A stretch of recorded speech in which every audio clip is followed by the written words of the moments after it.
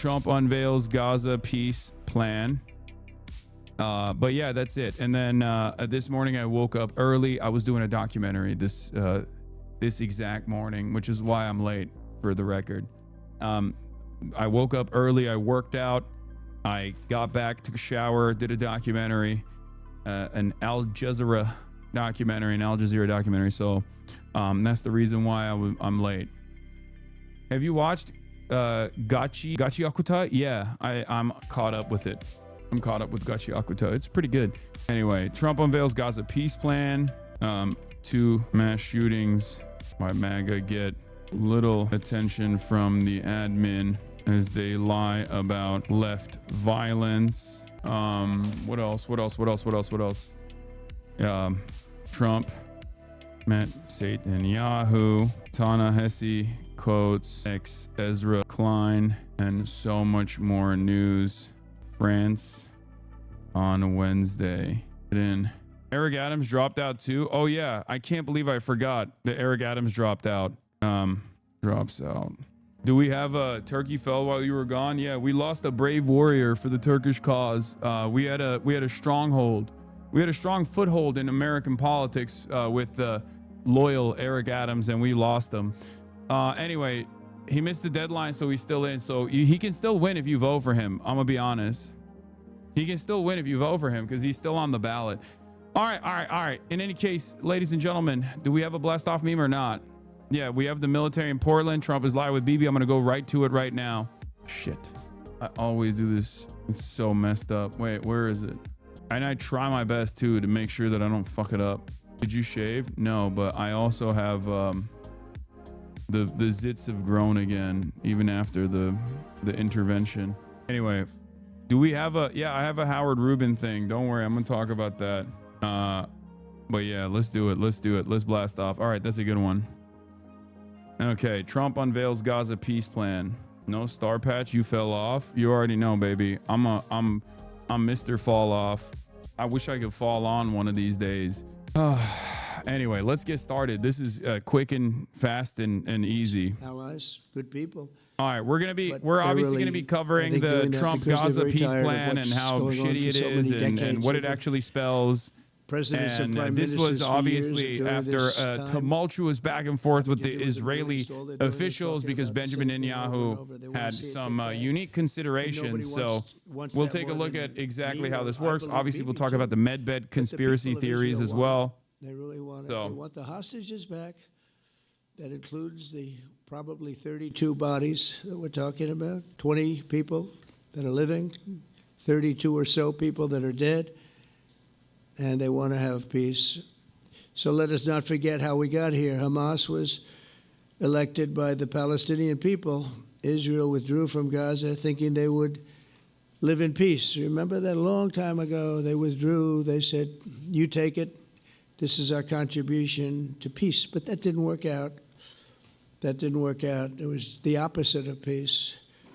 They pulled away. They let them have it. And I never forgot that because I said, that doesn't sound like a good deal to me. As a real estate person, I mean, they gave up the ocean, right? Ron, they gave up the ocean. They said, who would do this deal? And it still didn't work out. They were very generous, actually. And they gave up the most magnificent piece of land in many ways in the Middle East. And they said, all we want to do now is have peace. And that request was not honored. Instead of building a better life for the Palestinians, Hamas low energy resources to build over. You guys are saying is low energy, but what you fail to consider is that you guys are saying is low energy, but you fail to consider that like sucking Benjamin Netanyahu's penis for as long as he did and as hard as he did takes a lot out of a man, especially if he's like using both hands, paying extra attention to the shaft and balls, the asshole too. You know what I mean? Like that's like, you know, he might have even used his feet if we're keeping it $150. So it's gonna require a lot of energy, and you know he has a finite amount in his battery. So that's probably what it is.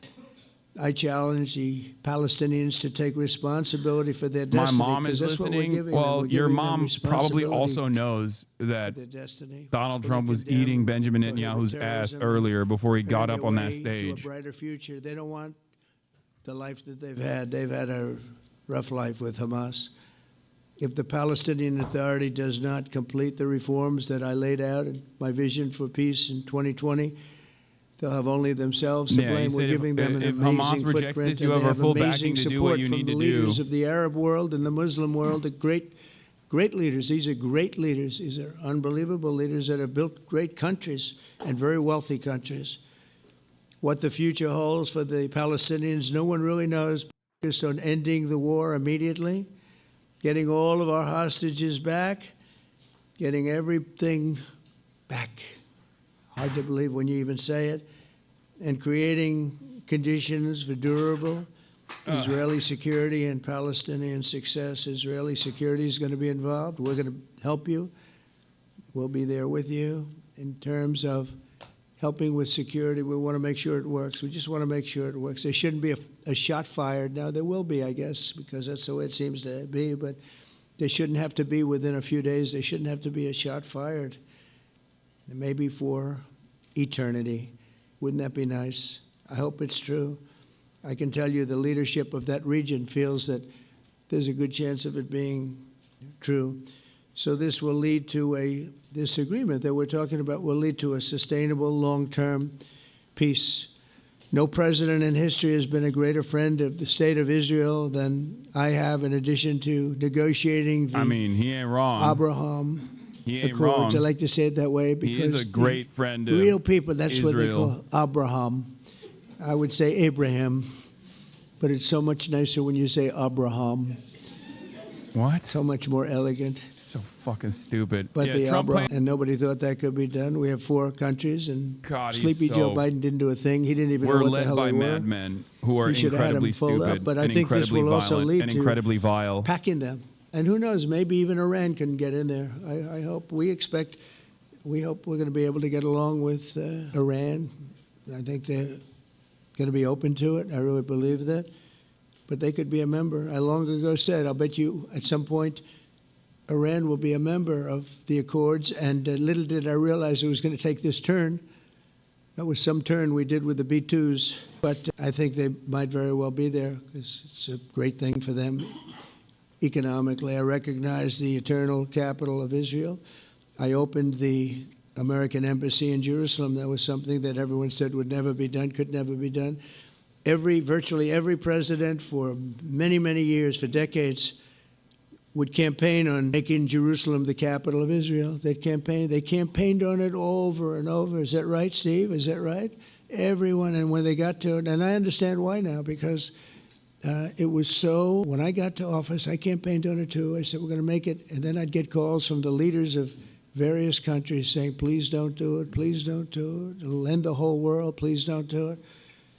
And finally, I just didn't say anything, and I did it. People were calling me before I did it because they heard I was going to do it, and leaders of countries were calling me, and I think it was on a Thursday that I did it, and they'd call me Monday, Tuesday, Wednesday, 3-4 times a day, and I said, tell them I'll call them back on Friday. And I announced it on Thursday, and I called them back, the biggest people in the world, and they said, you've done it. I said, what? You've made the capital Bro, he sounds dead. Israel, Jerusalem, and we wanted to talk yet. I wish you called me a little sooner. Maybe I could have done something This about is it. the most Brandonized So that was a lot he's ever easier been. than getting into an argument. I wonder if there's something Because I going knew on what with they were calling how it. much And you you know dick what? ride It turned out to Israel. be Like amazing. when you're throwing your Everybody back out thought it on was that gonna lead to penis. The end of The world, more you right? go The end of hard the for world, Israel, well, that's what they the said. more your life energy is Didn't sucked lead to out of you. anything. It just led to something that I promised and This something is the that was most very, very Brandonized popular speech for that he's delivered in a while, dude. Jewish people and a lot of other people too. I recognize Israeli sovereignty over the Golan Heights, and I cut taxpayer funding to the corrupt United Nations Relief and Works Agency. And United Nations is interesting because he's trying to talk about his as you bona know, a few days fides ago, they about how much introduced he's me. like Ladies and gentlemen, been pro-Israel the President here. of the United States, And I'm he's just looking at having my such a hard teleprompter, time and the coming thing up was with. dead, stone cold. He's having a hard time dead. explaining it. The thing's up here. I have a long, beautiful speech to make. I'm back 30 feet back, and I'm saying, they're introducing me. There's nothing on my teleprompter. But I made a speech. I actually got good marks. You think Biden could have done that? I don't think so. I don't think he could have done that. I don't think too many people could have done it. But actually, it was actually more of a speech from my heart, if you want to know the truth. I think it was Thanks for everything. maybe better in certain ways because it was from the heart. It has to be from the heart, otherwise you're in big trouble. But I cut It has to be from the heart, taxpayer- otherwise you're payer in funding big trouble. for that very corrupt United Nations Relief and Works Agency, and nobody thought that would be done, and withdrew from the horrible Iran nuclear deal that was imposed upon Israel by Barack Hussein Obama and Biden. And I don't think Biden knew anything about it, though. I don't think he knows anything about it now, actually, if you ask him. He'd say, what is that? And we obliterated Iran's nuclear enrichment capacity, making it impossible for them to have a nuclear weapon, which they would have had probably in about 2 months. JPK from Mets 31. Thank you for the 25. But I've never I see asked Valorant is still doing Israel it. to compromise its security, but we had strong talk. Nobody's been better to Israel. No president's been better to Israel than Donald Trump. But we had a long, strong talk, Bibi and I, and he understands it's time. It's time. History has shown, and the people of Israel want it. And the people of the Middle East want it. The people of enemies of Israel want it, but they don't have Breaking really Israeli the way they sovereignty in the fight, strike in the Doha and job expressed they regret do, for the killing of a Qatari security guard per including source me. familiar. Had respect anyway, but they gained respect. Oh, God. History has shown us that those who have relations with Israel have thrived, while those who have devoted resources and attention toward the destruction and even I'm not annihilation. Mr. Blueanon, but he is not looking good today, okay? I am not Mr. Health complications are imminent. You guys know this. I try to shy away from that sort of commentary, but he is looking like a man who is on 1 HP here. The I promise haven't of seen a him new this bad in a Middle minute. East is so clearly- And it's early in the day, too, which makes it harder. He is hitting Brandonization levels that I haven't seen thus far. If we can get this difficult problem solved, the opportunities for all within that vast region of this world, it's a vast region. It's unlimited. The Abraham Accords show that all countries are better off when they communicate and work together and embrace new opportunities. I hope Jared and Steve and Susie and Marco and JD, we have great people. I hope you guys are going to work very hard to get these other countries in, because now they have no excuse. There's no longer an excuse. They were somewhere hesitant. And I tell you, the 4 countries that went in, I give them tremendous credit, and it's worked out incredibly well for them. In the same spirit, I'm pleased to report that earlier today, we took another important step toward greater understanding of the region. A short time ago, we had a historic phone call in the Oval Office with Prime Minister Tani, who's really a great person. So we had a great talk, and I was on the phone, and Bibi was talking. Prime Minister Al Thani was of Qatar. They really had a heart-to-heart conversation. It was a great conversation, I thought. It was productive. It was everything that you need to have something turn out to be successful. And I want to thank Bibi, and I want to thank the Prime Minister. It was fantastic. We agreed to launch a formal trilateral mechanism between Israel, Qatar, and the United States to begin a dialogue to enhance mutual security, correct misperceptions, and avoid future misgivings. And I want to thank Qatar, its leadership, and the Emir. He's a fantastic person. I think, I'm going to be his public relations man because I know him differently than a lot of people know him. But he wants peace. Brother, he wants to see peace. We're going to talk about the John. And his people. We're going to talk about the John Oliver speech as well, or the John Oliver Benjamin Netanyahu thing as well. Okay, don't worry. And again, What's we're my not quite finished. We interpretation? have to I get have to make a full assessment after I look through all of the minutia. But I covered this before. I covered the 21-point peace plan before. There were 3 different main variants. It seems like they're going with like a combination of the French, Saudi, Arab forces. And then also with like some kind of British vizier in the form of Tony Blair. So it's a combined deal between the French Saudi deal and the American-backed Tony Blair deal, and obviously there's some like Israeli pushback in there as well. But we'll see. We'll see what. I mean, I think it's awful regardless because it completely violates all semblance of Palestinian sovereignty. but we'll see exactly what the final deal looked like. so that we can end the war and get us back our hostages right now and have everlasting peace. And I look forward to having relationships with everyone as the chairman of the board. The thing I'll be is, involved. even like symbolic gestures of conditional Palestinian recognition of statehood have led Israel to completely collapse and lose their minds over it. So any kind of pushback on Benjamin Netanyahu's full tilt occupation is going to be received very negatively in Israeli society and certainly in the Israeli Knesset. So no matter what happens, any sort of deal that Donald Trump puts forward is going to be seen, even if it's a puppet state established by the Palestinian, the PA, that is an arm of the Israeli security apparatus, as I've talked about over and over again, is still something that is unacceptable. It's a non-starter for Israel, no matter how bad this looks for the Palestinians. So I don't know.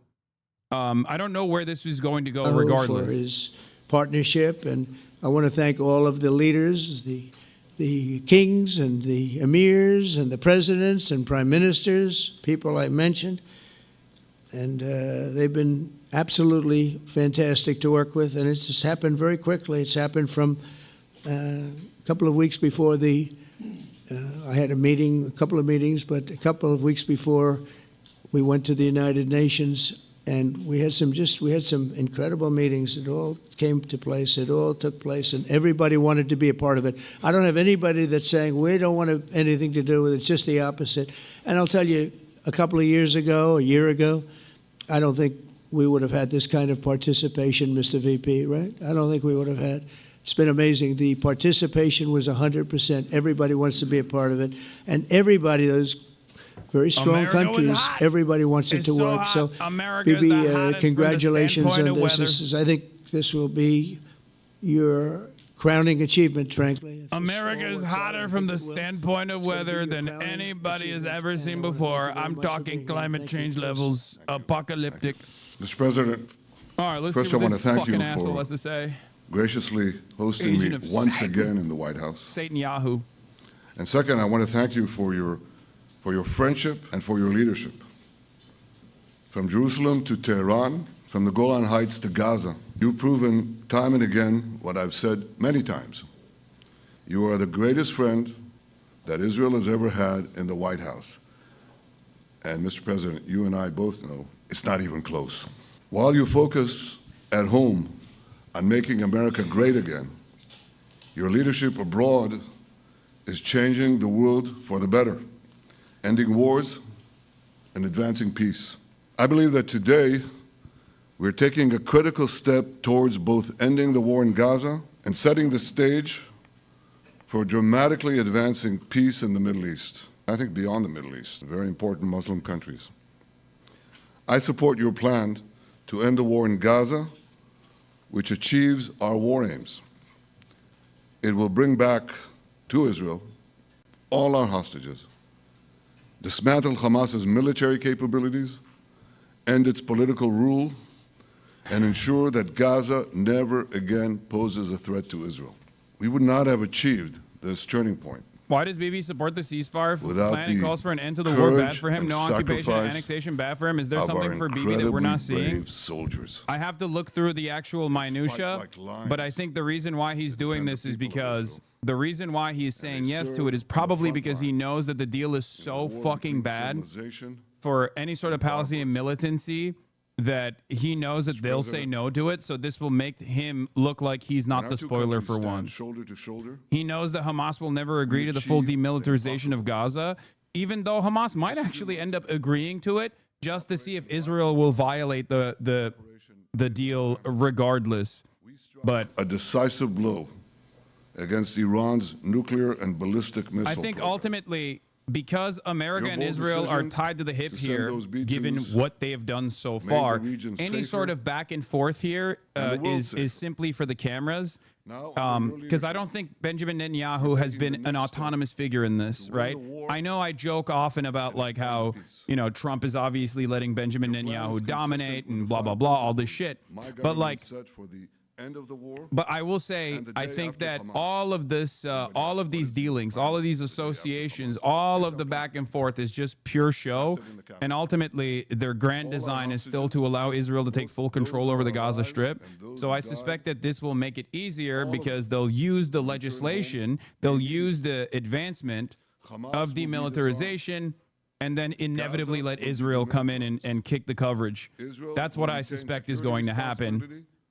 So that's probably part of the reason why he's leaning into it, because Benjamin Netanyahu has designed a peace plan before. Remember, under Biden, the initial ceasefire plan was sold to us, even though it was identical to the Hamas plan for months and months and months. It was identical to the Hamas plan that was presented over and over again. They made it seem like it was actually Benjamin Netanyahu's plan, right? And then Benjamin Netanyahu personally violated his own ceasefire agreement that the American government was selling as the Israeli ceasefire agreement. So I don't believe that these guys have any sort of ambition beyond what they've done so far, which is like the complete advancement of total ethnic cleansing of all Palestinians from the Gaza Strip. Whether by pen or by bullets, they will achieve that goal unless they are stopped, unless there are significant efforts to undermine Israel's standing around the world. And this revolves around boycotts, divestments, and sanctions, like the ones that Spain is actually implementing, right? That kind of shit. And that only happens with tremendous amounts of pressure from the public. This kind of initiative is done in an effort to make it seem as though there's some kind of movement in the positive direction for the Palestinians here.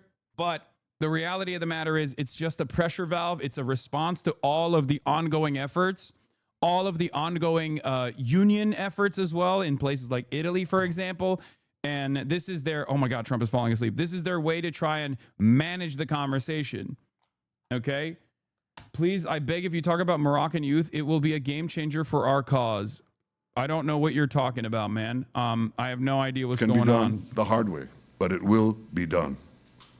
We prefer the easy way, but it has to be done. All these goals must be achieved because we didn't fight this horrible fight, sacrifice the finest of our young men to have Hamas stay in Gaza and threaten us again and again and again, massacres. Mr. President, I was encouraged by your clear statement at the UN against the recognition of a Palestinian state. That would be an outcome that, after October 7th, would reward terrorism, undermine security, and endanger Israel's very existence. As for the Palestinian Authority, I appreciate your firm position that the PA could have no role whatsoever in Gaza without undergoing a radical and genuine transformation. In your 2020 peace plan, which you mentioned just now, I'm telling you, man, this motherfucker, you made clear what that transformation required. This motherfucker has said over and over and over again that this motherfucker said over and over and over again that he does not want a Palestinian statehood. Anything that these guys advance in the direction of peace is just smoke and mirrors, okay? Is cloak and daggers, is smoke and mirrors, is just a way to restructure the narrative. They do not care about the material, okay? They do not care about the material realities. They know it's full tilt genocide no matter which way it goes. They do care about managing said genocide from the PR perspective. This, I think, should be read.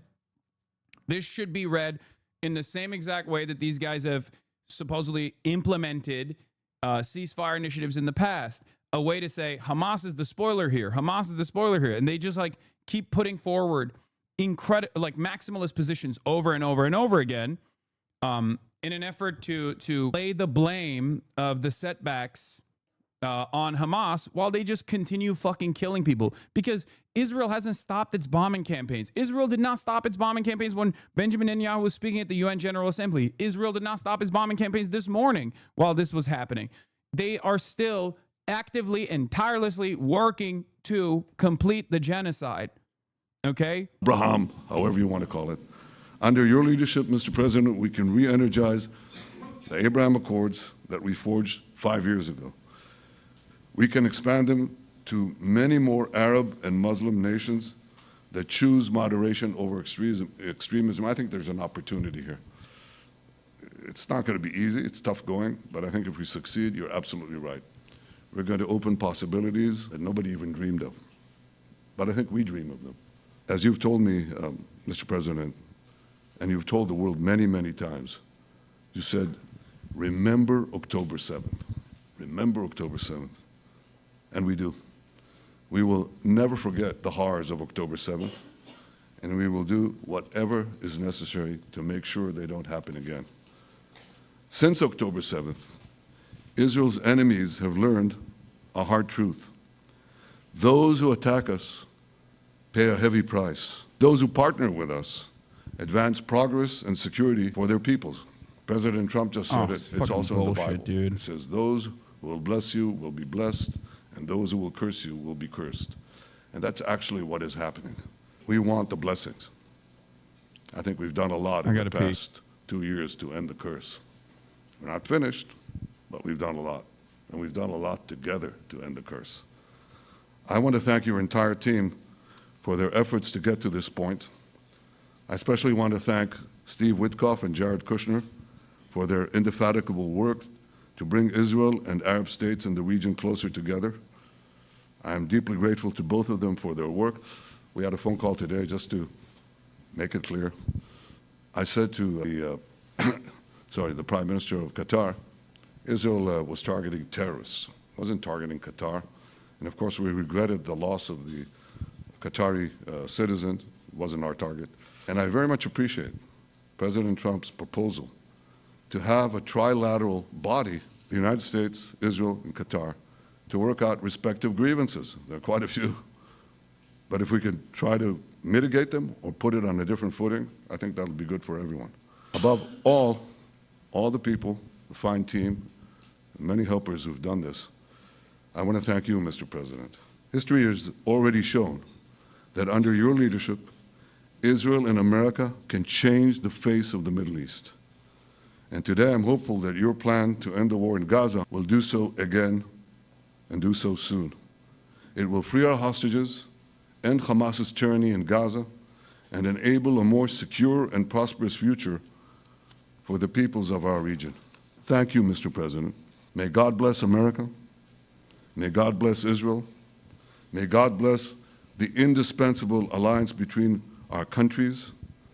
And may I add, in Hebrew, Gemal Chatima Tova, may we all be inscribed in the book of life.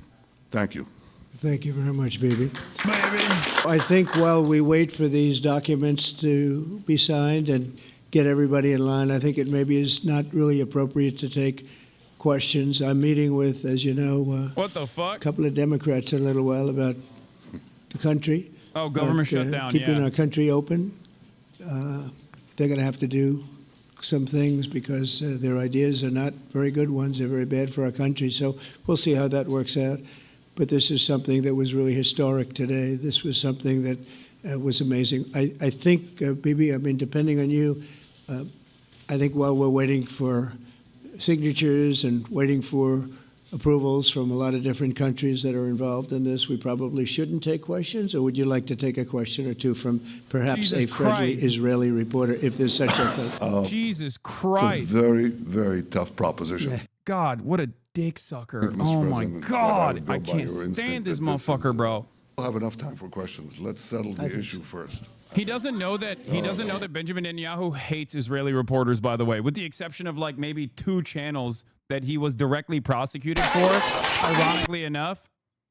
Like, Benjamin Netanyahu would much rather talk to American reporters who are much more servile to the interests of Zionism and Israel than Israeli reporters. He notoriously does not do Israeli interviews. He notoriously would rather go and talk to the fucking Nelk boys or Officer Tatum or any number of different like pro-Israel right-wing fucking podcasters than actually spend any moment with any Israeli reporters, even like Yediot Ahronot, like, which is not exactly an anti-Zionist newspaper at all, not even a liberal Zionist newspaper, as a matter of fact. But he doesn't like that because Israeli reporters understand the dynamic a lot better than Western reporters do.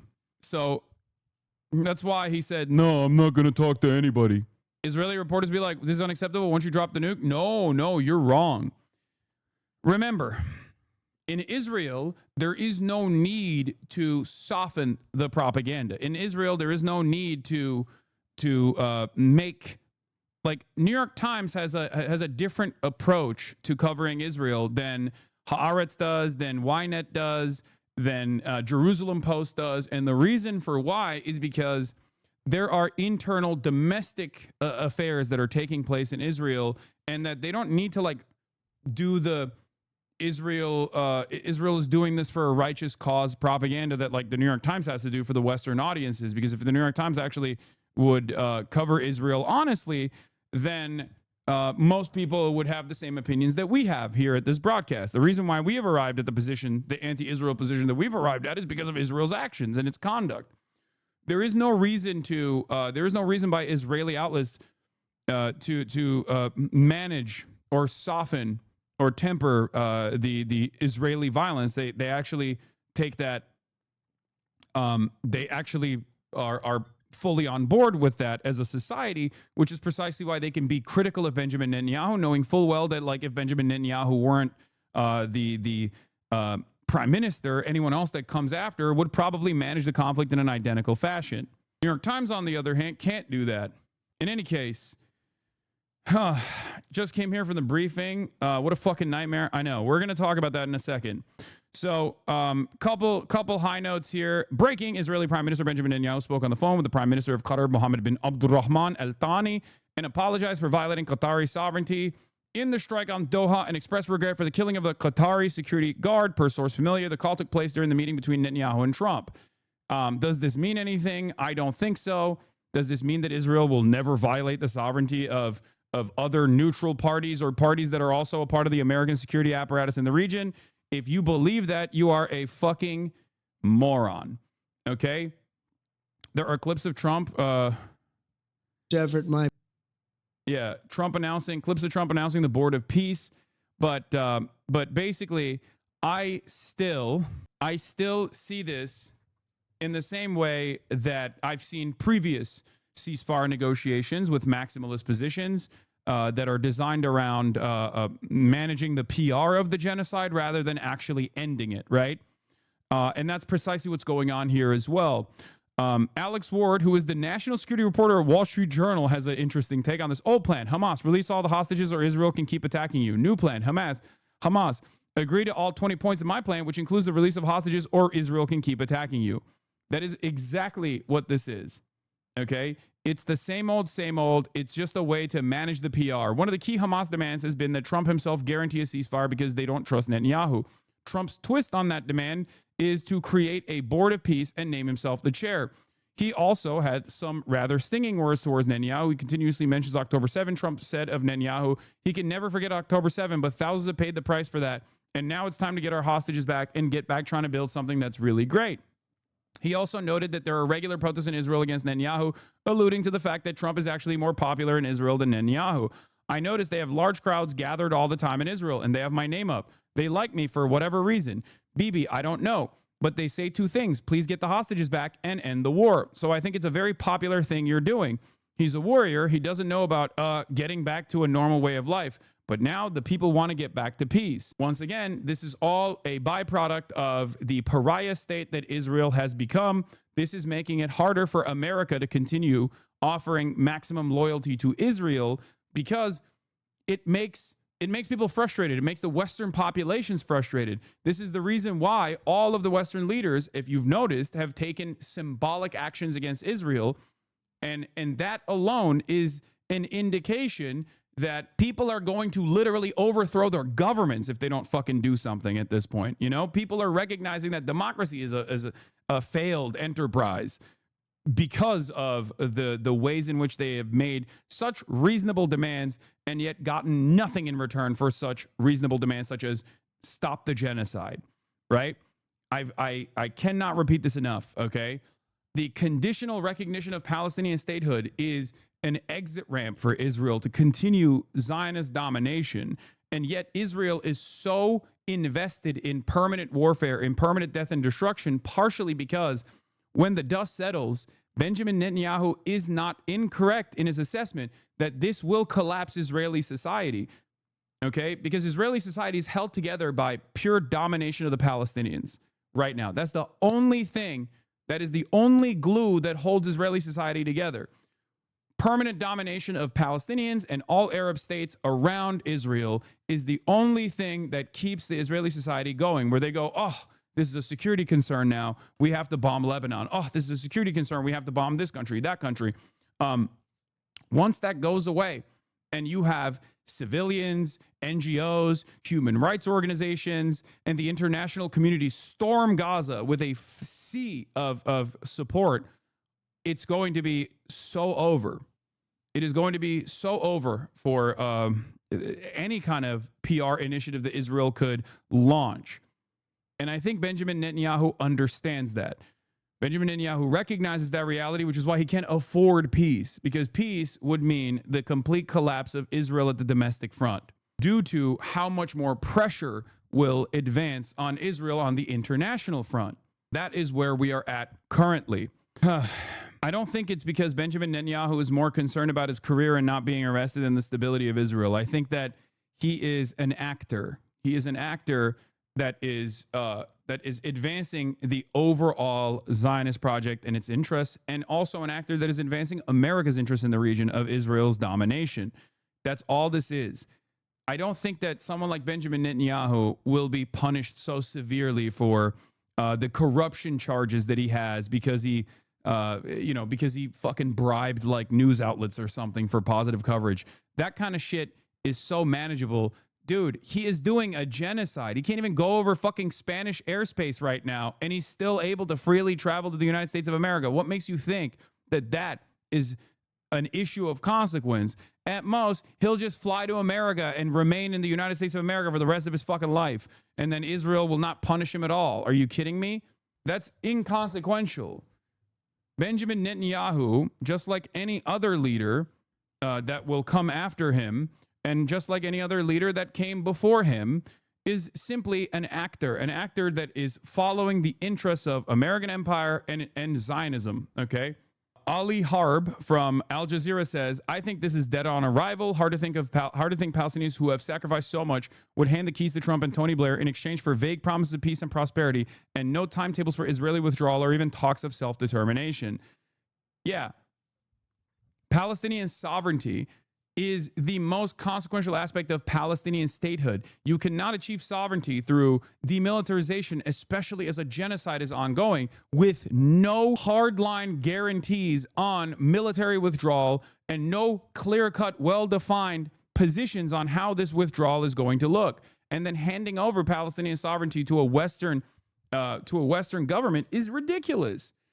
The reason why October 7 happened is because Palestinians were written off in the Abraham Accords. That was a big driving component for Palestinians that recognize, the Palestinian liberation groups that recognize that military resistance was the only way out of the situation, because all of the peace negotiations thus far had amounted to nothing, and that it was clear that after Trump won with the Abraham Accords, that they were written out of the equation, that Israel was going to slowly but surely do the exact same thing that they were doing in West Bank, in Gaza as well, through sieges and through military conquest, and permanently drive all the indigenous population out of historic Palestine. That's it.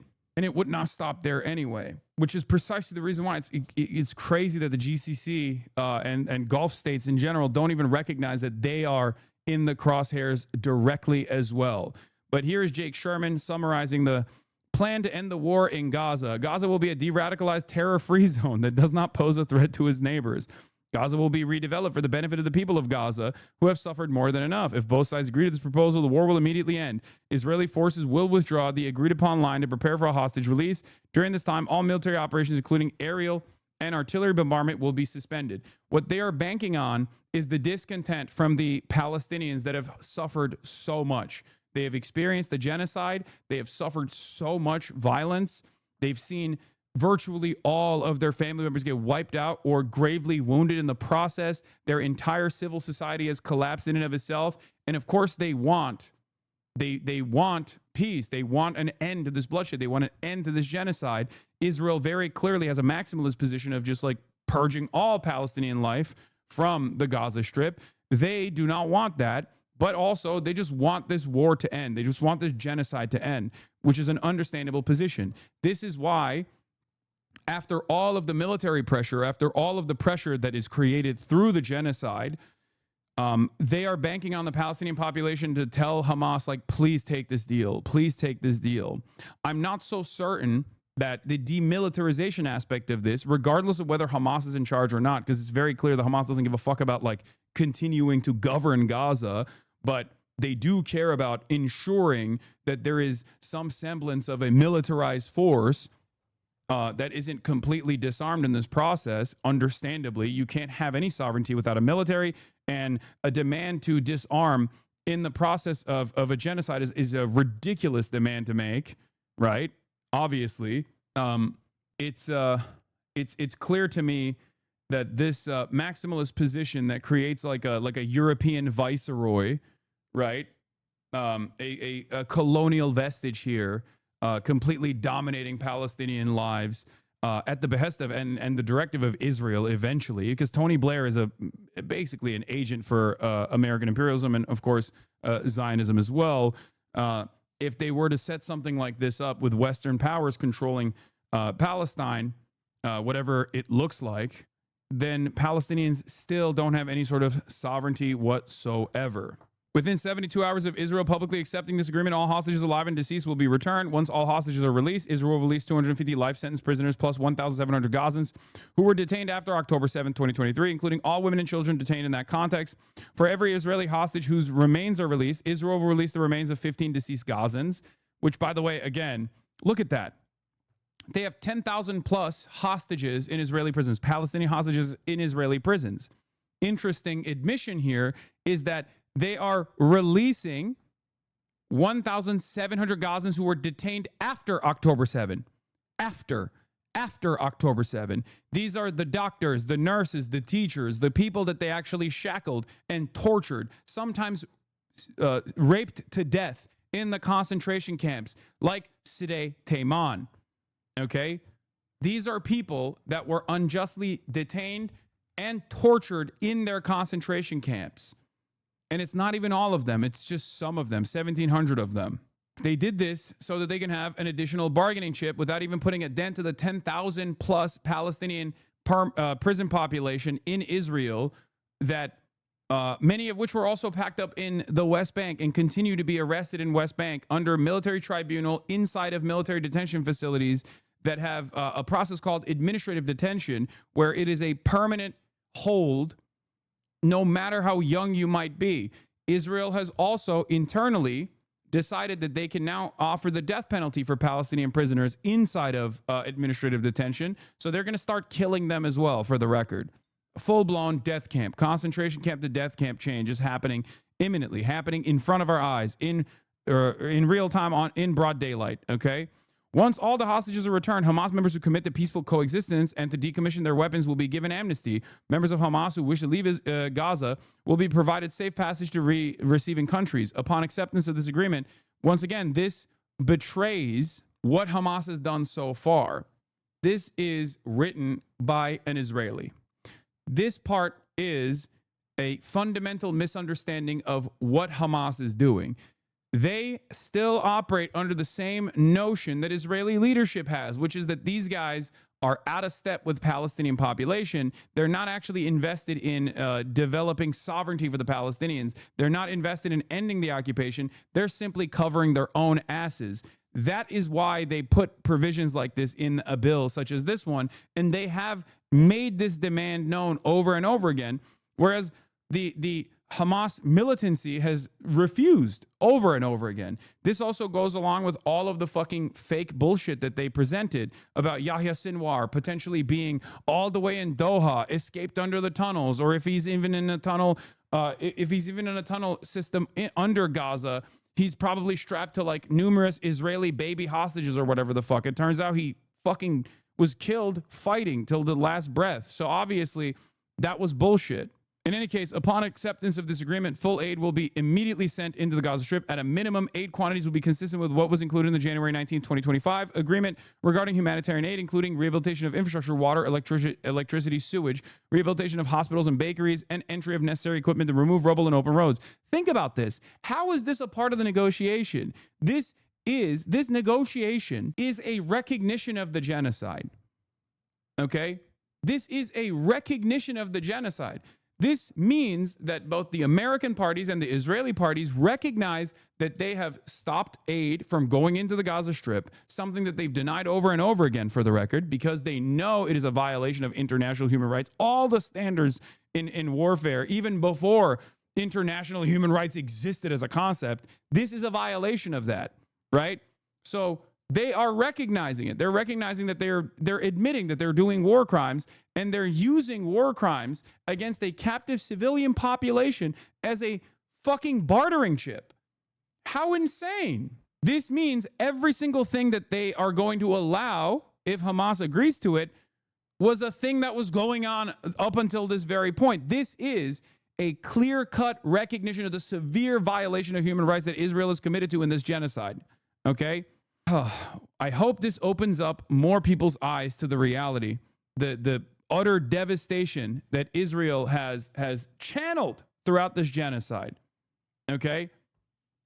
Entry of distribution and aid in the Gaza Strip will proceed without interference from the two parties through the United Nations and its agencies. Again, something that they violated through the Gaza Holocaust Fund, which the United Nations' own report showed contributed to the death, destruction, and the famine in the Gaza Strip. So they're saying, oh, the thing that we did as the two belligerent parties, the United States of America and Israel, the GHF, the Gaza Holocaust Fund, or also known as the Gaza Humanitarian Fund, yeah, that was bullshit. We're going to pull that back as well. Another recognition, okay? In addition to other international institutions not associated with any matter in either party. Opening the Rafah crossing in both directions will be subject to the same mechanism implemented under the January 19th, 2025 agreement. Gaza will be governed under the temporary transitional governance of a technocratic, apolitical Palestinian committee. This is the demand that was made by Hamas, and they are abiding by it. But, like I said, smoke and mirrors, cloak and daggers. This is a fake recognition of that demand, because this Palestinian technocratic committee is still always going to be under the banner or the rulership of a colonial vestige, right? A viceroyalty, if you will, like a vizier, Tony Blair, or some other Western leader is going to be in control over this Palestinian technocratic committee, responsible for delivering the day-to-day ruling of public services and municipalities for the people in Gaza. This committee will be made up of qualified Palestinians and international experts with oversight and supervision by a new international transitional body, the Board of Peace. That's the problem here. Do you understand? They're going to put exactly. They're going to put the Atlantic Council guy on the committee. They're going to put Ahmed Fouad al-Khatib and all these other people. Not Hamas. Other Arab nations made that demand. Yes, but Hamas has said yes to this demand. Hamas has said yes to disbanding. Hamas has said yes to disbanding and allowing a transitional governance of a technocratic, apolitical Palestinian committee to take over the day-to-day functions of civil governance in the Strip. They said yes to that, okay? Remember, they said yes to that. They agreed to that, except they did not agree to having that board be controlled by anyone but Palestinians, okay? The problem here is that they do not want that board to be beholden to the Palestinian population, but instead beholden to the Board of Peace, which will be headed and chaired by President Donald J. Trump, with other members and heads of state to be announced, including former Prime Minister Tony Blair. This body will set the framework and handle the funding for the redevelopment of Gaza. The reason why Tony Blair is a significant person here, once again, it proves that there is no real investment in making sure that this is a peaceful transition for Palestinians to gain some sort of dignity or sovereignty, is because Tony Blair is one, also known as the Butcher of Iraq, but Tony Blair is the fucking, George W. Bush of England. But also, on top of that, Tony Blair played a role in Boston Consulting Group and the Gaza Holocaust Fund. He literally has been aligned with Israel and America's interests every step of the fucking way. Like, this is even worse than the Palestinian Authority controlling the Gaza Strip, which already would be unimaginably unpopular in the eyes of all Palestinians, both in the West Bank and in the Gaza Strip. Do you understand? They don't even want the Palestinian Authority, which is, again, a part of the Israeli security apparatus, to play a role in the governance. They want this to be completely controlled by Western powers. Okay? Western powers that are beholden to not only America's interests directly, Donald J. Trump, or Israel's interests, because America's interests are aligned with Israel's interests, no matter how much they act as though there's friction there.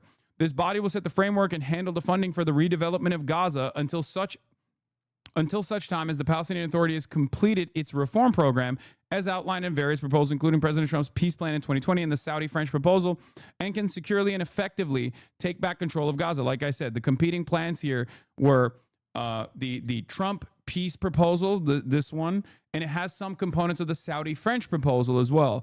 These two are the leading proposals that try to at least fake it as though try to fake it like there is some sort of Palestinian statehood that could happen in the future with no real recognition of such.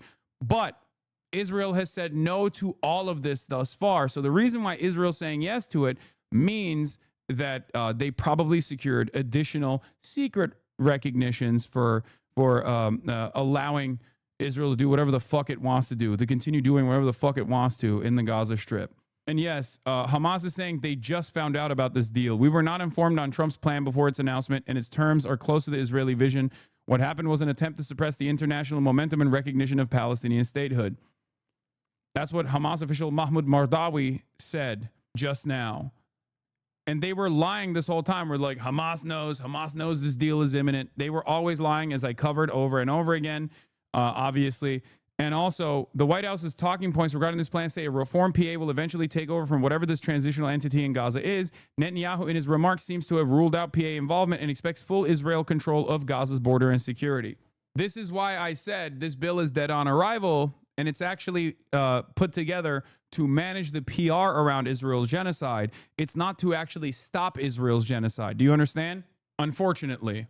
I wish it wasn't the case, but it's very clear that this deal is put together specifically to manage Israel's PR. The reason why they have to manage this PR, by the way, is good, okay? That means that our pressure, that means that all of the fucking work stoppages, the flotillas, the imminent UEFA decision that could potentially bar Israel from competing in international sports events, at least when it comes to football, soccer, or Eurovision. Like, the cancellation of these sorts of things are actually putting a little bit of fear in at least America's calculations. Okay, at least in America's calculations of like how they can be lockstep with Israel.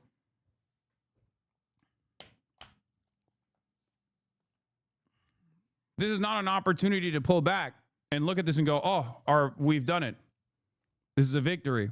This is an opportunity to continue applying pressure. Make no mistake. The 8th flotilla that is entering the Gaza Strip, like the waters, the coastline of Israel right now, the blockade that Israel has implemented illegally while it's participating in this genocide, is even more important right now. President Trump's peace plan in 2020 and the Saudi-French proposal and can securely and effectively take control of Gaza. This body will call on best international standards to create modern and efficient governance that serves the people of Gaza and is conducive to attracting investment. A Trump economic development plan to rebuild and energize Gaza will be created by convening a panel of experts who have helped birth some of the thriving modern miracle cities of the Middle East. Many thoughtful, just talking about UAE and Saudi, by the way, and Qatar too. They're talking about like, they are basically they're basically setting it up so that, you know, Saudi and like Gulf investment goes into the Strip, which again, taking more away from Palestinian sovereignty. All right. And will be considered a synthesized security and governance frameworks to attract, facilitate these investments, blah, blah, blah. A special economic zone will be established with preferred tariff and access rates to be negotiated in participating countries. No one will be forced to leave Gaza, and those who wish to leave will be free to do so and free to return. We will encourage people to stay and offer them the opportunity to build a better Gaza. Hamas and other factions agree to not have any role in the governance of Gaza directly, indirectly, or in any form. All military, terror, and offensive infrastructure, including tunnels and weapons production facilities, will be destroyed and not rebuilt. There will be a process of demilitarization of Gaza under the supervision of independent monitors, which will include placing weapons permanently beyond use through an agreed process of decommissioning and supported by an internationally funded buyback and reintegration program, all verified by independent monitors. New Gaza will be fully committed to building a prosperous economy and peaceful coexistence with its neighbors. A guarantee will be provided by regional partners to ensure that Hamas and the factions comply with their obligations, that the new Gaza poses no threat to its neighbors or its people. The United States will work with Arab and international partners to develop a temporary international stabilization force, the ISF. This is huge. This is the international mission, right? To immediately deploy in Gaza. Why would they need to immediately deploy in Gaza? Is it to actually identify, arrest, apprehend, detain, and kill Palestinians? No.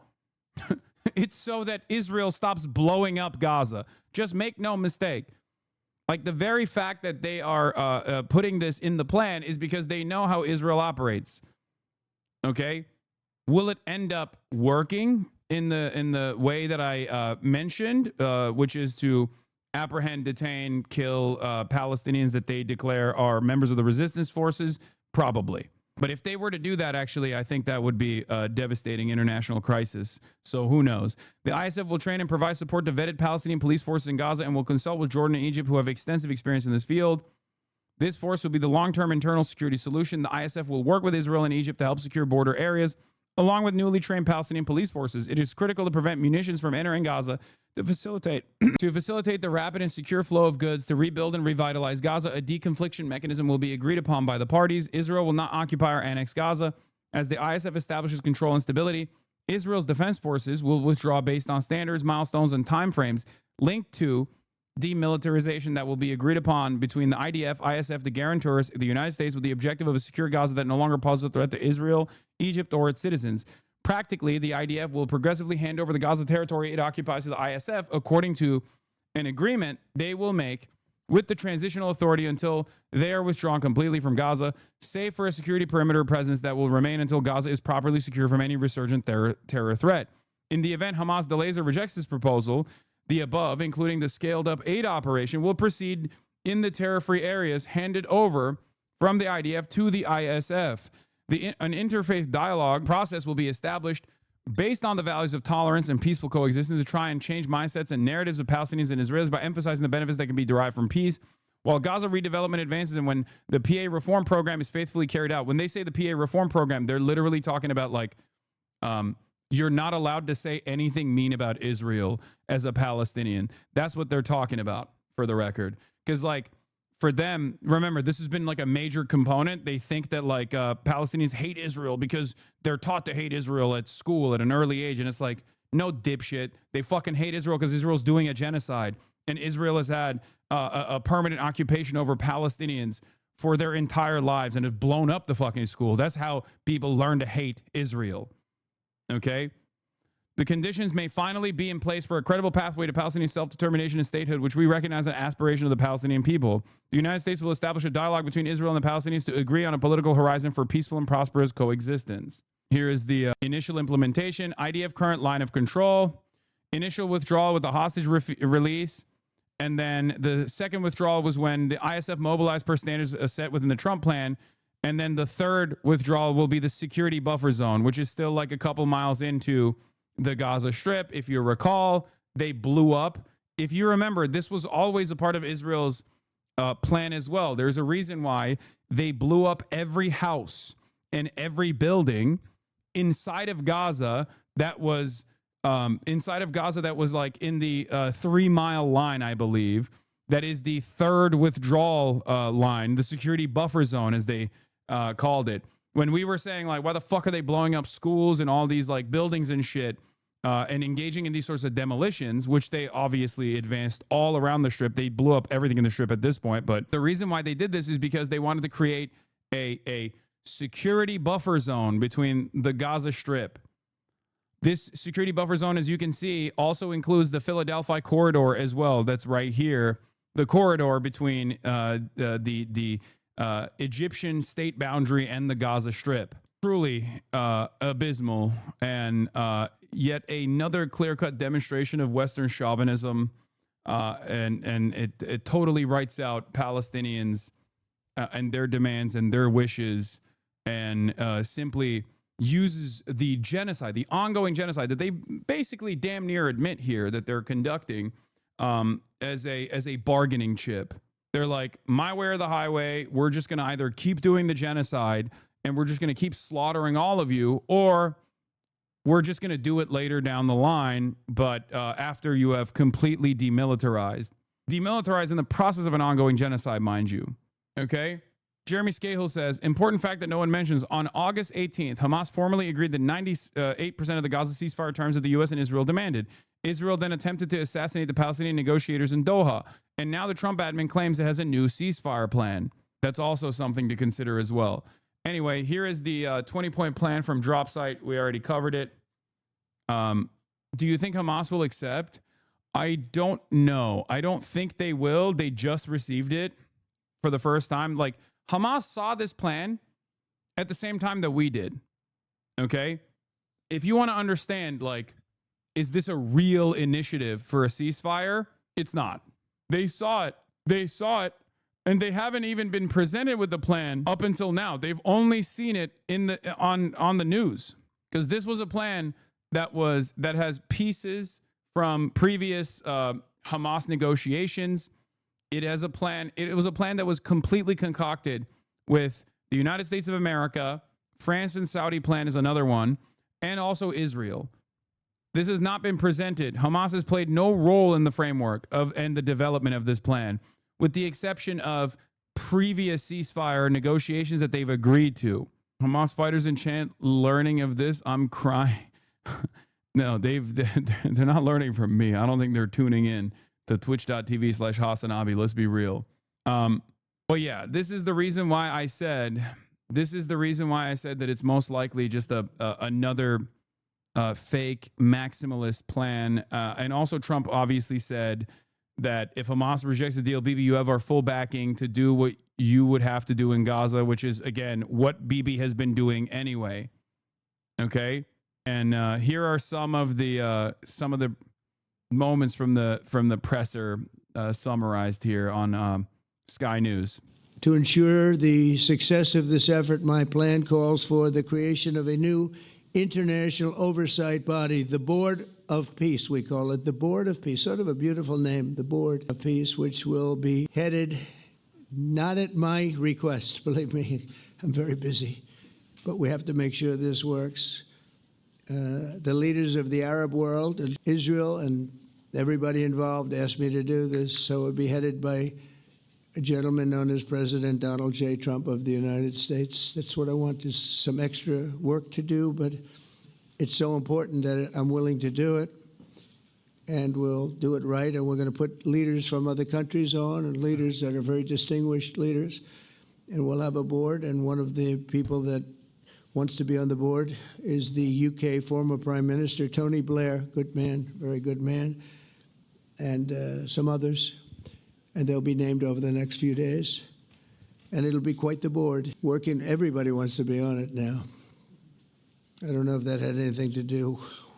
They named me and everybody else wanted to be on it. I guess they figure, well, he's a soft touch. He'll be easy to deal with. Working with the world. People are saying he wants a Nobel Peace Prize. I don't care. I'm willing to let bygones be bygones and give him a Nobel Peace Prize if he actually did stop the genocide, for the record. I think it would be worthy. I think he would be worthy of a Nobel Peace Prize, even though he literally did the genocide. He's just not doing that here. Do you understand? That's my gripe. Like, if this was sincere, if this was a sincere, well thought out 20-point plan to end Israel's genocide and offer Palestinians some semblance of sovereignty, then yeah, I'll give him the fucking Nobel Peace Prize personally. I'll deliver it to him. It's just that this is not the case. World Bank and others, it will be responsible for recruiting and training a new government that will be made up of Palestinians along with highly qualified experts from all around the world. Yeah. Bruno Moches also reports the same thing that I've been talking about, which is let's see. There was a ceasefire in January, and people talked how tough with Israel Trump was. When Netanyahu got tired of it, he restarted the war, and no one from Trump to the Western media even cared to note that he had violated a solemn agreement with U.S. guarantees.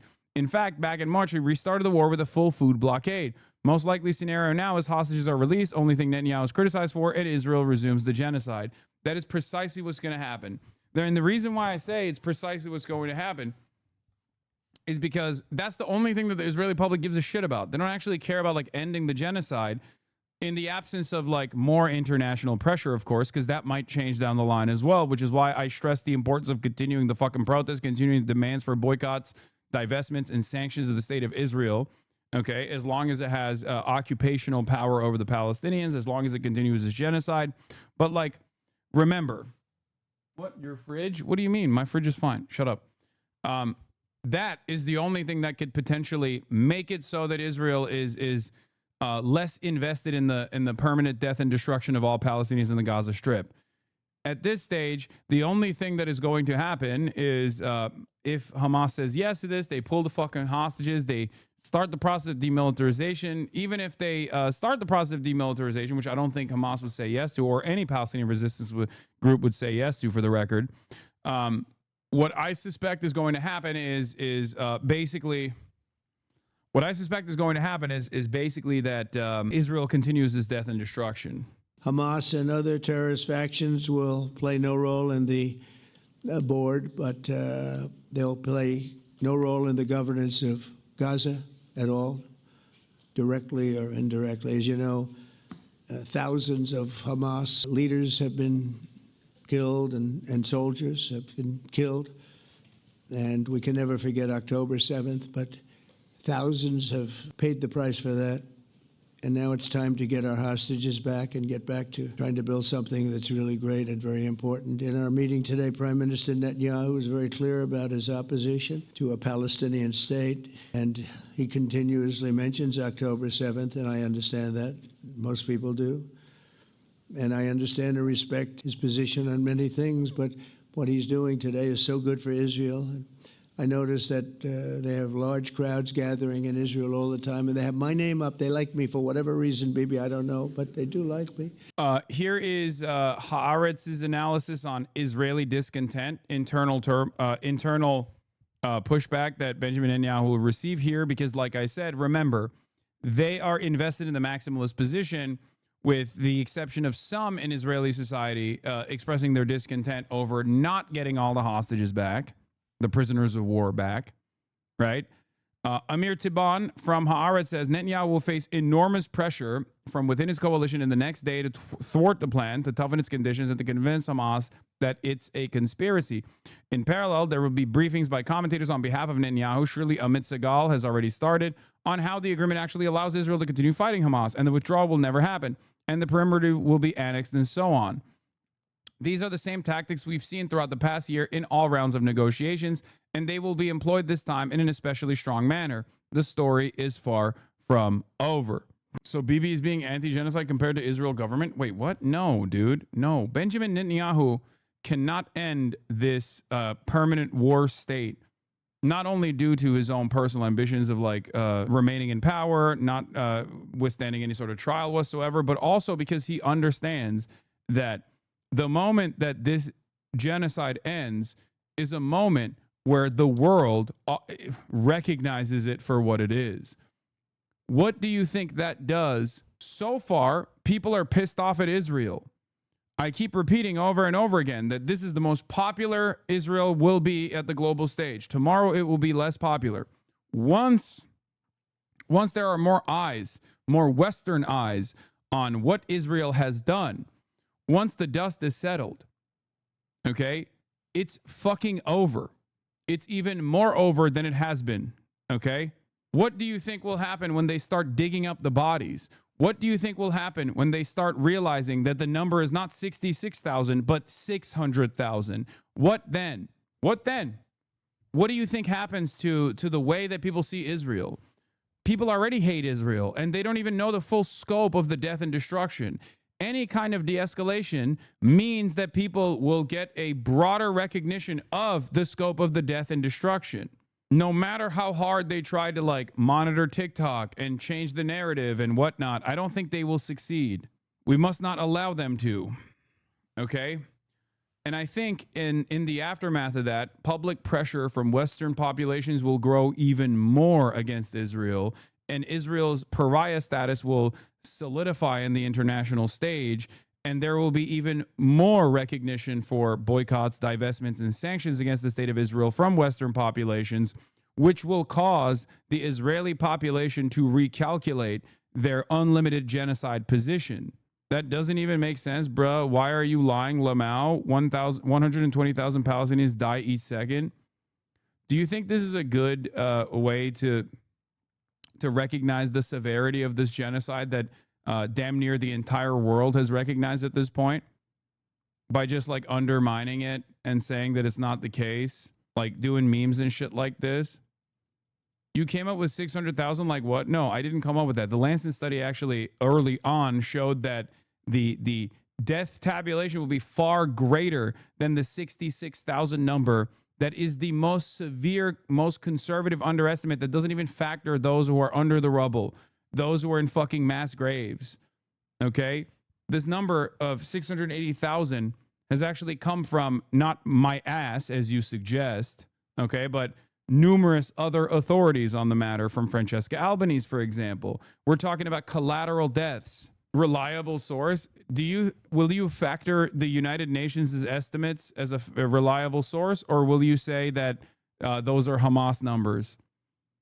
Because when I do present to you a reliable source, you're going to say the Lancet is Hamas. The Lancet numbers are even higher than that, for the record. The conservative estimation from the IDF is 200,000.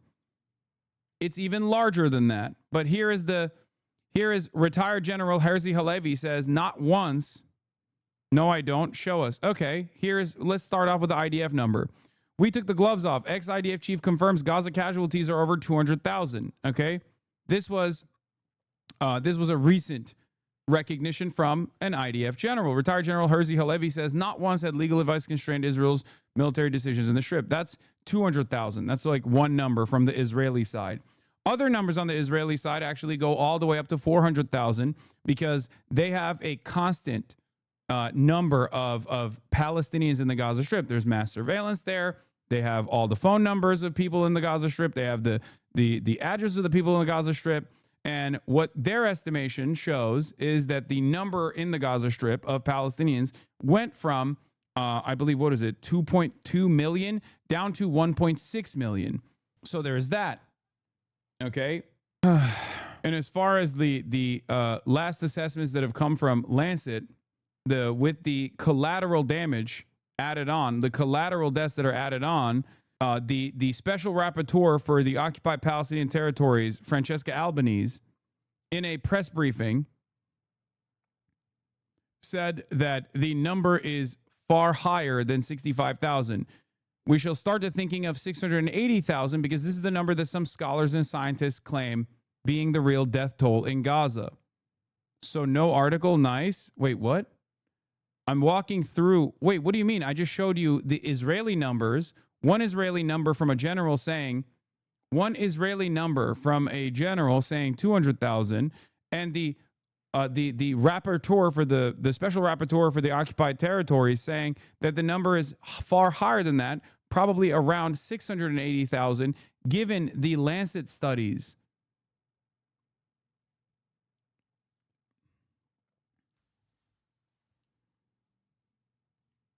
So one article. Oh, you said so one article. Got it. Okay.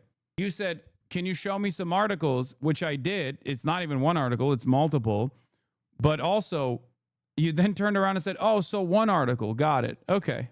It kind of feels like you just, weren't really invested in this, right? You weren't really invested in understanding this at all. You just wanted to fucking try to bait me. And it's just odd to try and bait me in a situation where, you're finding yourself defending a genocide after making a disgusting joke. No, I don't. Okay, nice, man. I mean, this is some Nazi shit, right? I mean, this is like no different than the Nazis that in the aftermath of the Holocaust will turn around and be like, well, the real numbers are 271,000, as though that would be appropriate in any way, shape, or form, by the way. Oh, it's not 6 million Jews, it's 271,000, right? Like you're doing the exact same thing right now, just so you understand. When I give you sources, you turn around and you hit that same exact fucking line. Anyway, the walls are closing in on people such as yourself, so this is your last breath this is the last gasp of air that you have. Every day that passes, more and more people are cognizant of the death toll. More and more people are cognizant of the genocide. And every day that passes, there are less people such as yourself that will turn around and try to engage in genocide denial. Ori Goldberg says, Israelis spend most of their time in generating and perpetuating self-delusion. The main delusion is that Israel will be forgiven. That this too, hold on, doors open. Israel will be forgiven, that this too shall pass, that the world will come to its senses and realize that sometimes good people do bad things. On the other hand, we cannot look away from our fall, counting the minutes and seconds until we are thrown out of the UEFA and FIFA or thrown out of the Eurovision Song Contest. This is that same dialectic of genocide, the one that kills Israel and Israelis just as we continue to slaughter Palestinians. It isn't about knowledge or moral agency. Israelis have never passed that test, having fantasized about the removal of Palestinians and having fulfilled Jewish supremacy since Israel's inception. It's about the dance macabre, the physics of choosing solipsism and imminent death. Israelis have made their choice. Having done so, our demise justifies our course of action as much as our wholesale murder of Palestinians. The only way we have of proving ourselves right includes being hated up to the edge of the abyss. How would we know who we are otherwise? We have no morals from the edge of the abyss. It is just one small step. We took it. Macabre. Nazi shit, bro, please. I asked some sources. You just come up with shit to enrage your chat. I don't defend it. Wait, what is this? I asked sources. You guys keep moving the goalposts. Lamau, bro showed one article, one and a half at best. Brother, it is up to you to investigate further at this point. I gave you articles. You can just turn around and start saying the same Hasbara talking points about how Francesca Albanese is actually a fucking anti-Semite or some shit. Okay, this is your opportunity. I already gave you an article. You just refuse to fucking look at it. Okay, I don't know why you're still behaving like a goddamn bot in the chat. I'm not actually banning you because I hope that you can learn, okay? From July 20th, 2024, from the Lancet study, obviously the estimation had at the official count was at 37,000. The Lancet study said that the collateral damage and the collateral deaths that take place when you destroy the entire fucking healthcare infrastructure, for example, which is part of the reason for why the underestimation already exists. And also when you kill people, when you double strike areas where people are trying to, when you're double striking areas where people are trying to, pull people out of the rubble, you can't even get them to a hospital that is working to begin with, which is why there's not as many logged deaths at this point. But even back then, the calculation from Lancet was 10x the number of 37,000, and the potentials were far higher. There's disease, there's famine, there's people that have no ability to get the healthcare necessary for cancer treatment, things of that nature. When you don't get your insulin, when you have diabetes, you die. There are so many other factors at play here, but there have been numerous tabulations at this point that show that the number is far higher than the 66,000. Now, you also did not actually say, where are the articles here? You lied and said that I pulled this number out of my ass. I hadn't. I showed you exactly who had given the estimation. Francesca Albanese, the special rapporteur. And in the process, I showed you exactly where these estimations were coming from. And you are still acting as though this is not the case. Perhaps it is you who is a little bit misguided here, don't you think? Especially considering that even if the numbers were 66,000, that is still completely unacceptable. Completely unacceptable. That's still far more than enough to set genocidal intent and also show genocidal action in the process. Do you get it? So what do you think is the real number? And what number of Palestinian children? I haven't said anything about the atrocities. So asking credible sources, making me a Nazi, bot, pedo, and whatnot. I don't know where you're coming from this, but yes, it is akin to the Nazi denial of the Holocaust when I give you an actual source and then you move the goalpost and say, that's not a real source. But you're too cowardly and too pussy to say that with your full chest. So you have to act as though you actually had a genuine ambition to understand the truth here. But we all know exactly what you're doing. I gave you the dignity. I offered you the dignity of a response in this process instead of immediately yeeting you out of this fucking Twitch chat. And you have once again shown that you are not invested in understanding the truth whatsoever. You're not invested in dialogue whatsoever. You're simply invested in the mere appearance of a dialogue in an effort to undermine the conversation, to tackle it at its root, to stop me from covering this issue and focus on you because you're a selfish, petulant little child who understands that the walls are closing in, that there is not a lot of people in the real world that would entertain this idiotic back and forth with you, and they would look at you as the Nazi genocide denier that you are. So you have to use that here under the guise of anonymity. You have to use this counter narrative over and over again to get a mere recognition of your humanity. It's okay though. One day you will turn around and act as though you were completely appalled by the actions of Israel, and hopefully you haven't made too many public statements that immediately could be used against you when you. But the shame will remain. The shame in your heart, the shame that has actually eaten away what remains of your soul, will obviously be there. You know. I will be watching the Ezra Klein Ta-Nehisi Coates conversation. Yes, the mere fact that you recognize that your silly ass statement originally was simply in jest, so you can try to get my attention, means that you're already on the retreat. And the reason you should examine why you so quickly went back on the retreat, it's because you also deep down recognize that this is an unsustainable situation. It is impossible to defend. So I urge you to take the next step and stop doing this.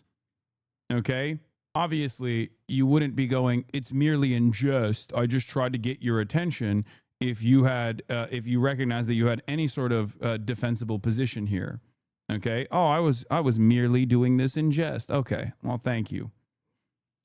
Merely defending the genocide in jest so I can get your attention. So we can together arrive at the truth. Anyway, here's some additionals. Map of the phase withdrawal. We already covered it. Morning thread is getting long, so I'm starting a new thread for the day. Says Barry, Trump and Netanyahu are about to give a press conference. Earlier, Yemen struck a vessel in the Gulf of Aden.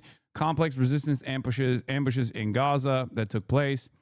Trump hasn't really said anything that wasn't already in the 21-point plan that was revealed yesterday. Still speaking in vague terms. It doesn't sound like Hamas has received the formal offer. IDF spokesperson lies and does not report accurately the truth about the number of wounded in Gaza, so you won't know. There are more wounded today, says Hadashat Bezman. This is, of course, about the security incidents that took place in Gaza yesterday and today. The Israeli occupying force publishes that 5 occupation soldiers were critically injured in battles today, with 11 total casualties so far. The large ambush involved 5 resistance fighters placing explosives on 2 troop carriers. Another battle involved the targeting of a Merkava tank with anti-tank weapons. For those wondering why big Israeli accounts would talk like that about the IDF spokesperson, a lot of commentators are upset with the way the IDF censor has been covering their operations in Gaza and have begun openly criticizing them and the spokesperson. Because as you know, there is an IDF censor on all of the information that is revealed to the Israeli public by Israeli news sources. This is a real thing. Israel doesn't have free speech. They've always censored whatever information that the Israeli population sees, whatever the information that the global population sees. They've actually gone as far as to literally arrest Israeli Jewish journalists as well. And in that same process, Israeli society has gotten more and more frustrated because they can see the casualties because they're so close to the actual impact of the resistance against Israel's genocide, and they get frustrated because the IDF is seemingly on this like death mission and are receiving a militant response that ends up with Israeli soldiers in hospitals. Netanyahu is teeing up the possibility for Hamas to reject the deal, threatening to do this the hard way, still hearing lots of vague terms with no guarantees coming out of Trump's mouth. There's been no language that rules out a Lebanon-style ceasefire. The press conference is concluded. It was awful. They refused to take questions from the press pool, claiming that the paperwork was still being signed, so they couldn't possibly take questions. Mahmoud Mardawi, the Trump plan has not reached us or the Palestinian Party so far, and we have not reviewed it, but its terms are close to the Israeli vision. As expected, Netanyahu presents his many conditions for not actually ending the war, like you guys did to Armenians, like you guys did in the 1900s, like you guys did to Armenians. Are you talking about me, a Turkish person that recognizes the Armenian genocide? Maybe you should take it up with the Israeli government, who does not, and who has actually contributed to an additional ethnic cleansing campaign of Armenians working closely with their regional ally, Azerbaijan. Perhaps that's someone that you should talk to. You should talk to your own politicians about that. Anyway, I will say, though, that it is obvious to me that there are a lot of little ants chirping, little ants coming out of the woodwork today, because I think the Hasbara machine is busted. Okay? The Hasbara machine is totally busted here. I expect a lot more of the, why don't you talk about Sudan? Why don't you talk about any of the other places? And also, you are Turkish. What about Armenian genocide? Things of that nature over and over again, chirping into the fucking wind. You know? That's where we're at. What is this argument that like the Turkish forces did a genocide and therefore Israel gets to have one? Is that what you're saying? Oh, Americans did this to indigenous population. Are you a grammar Nazi? Following for 5 years, previously subscribed for 3 months? Yes. This is an October 7th lever, most likely. Force and chatter. It's a boomer Force and fan. Yeah.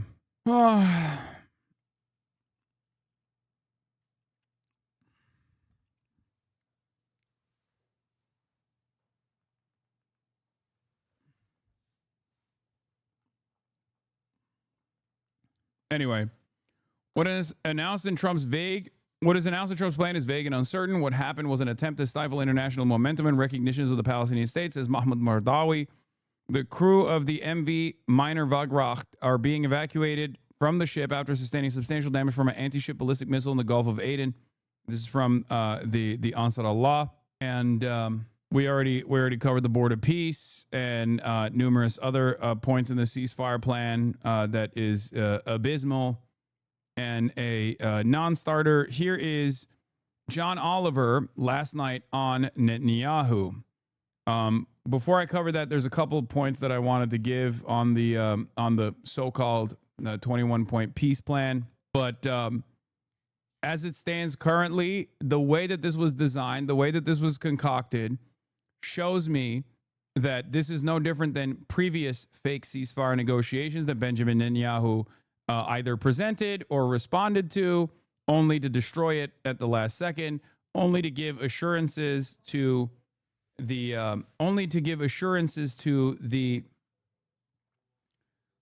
Israeli population that the genocide will continue. Okay, so. Yeah, Seamus says the American peace plan, Gaza will become a de-radicalized terror-free zone with an apolitical transitional government under international supervision through a board of peace that includes Tony Blair and is chaired by Trump.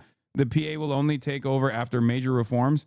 The American plan for Gaza is a colonial viceroyalty exceeding the kind that Iraq was placed under the invasion, where Henry Kissinger's chief of staff, Paul Bremer, under the supervision of the Department of Defense, ruled Iraq by decree for a year. And obviously, as you guys know, that was an abject failure.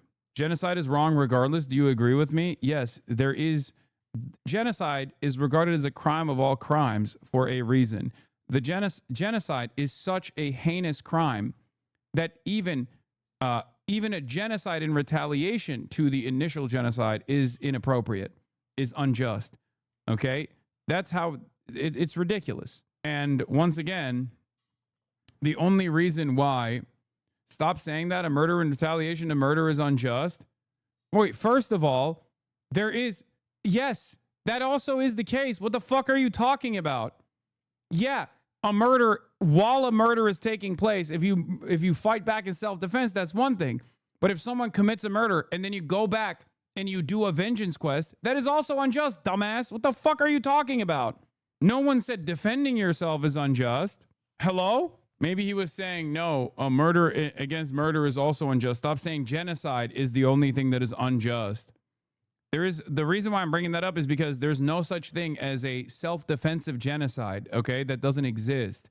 Whereas there can be a death or murder in an act of self-defense, but there can never be a genocide as an act of self-defense. Do you not understand? Anyway, let's hear what John Oliver had to say. I suspect that he won't go as hard as he should be at this point.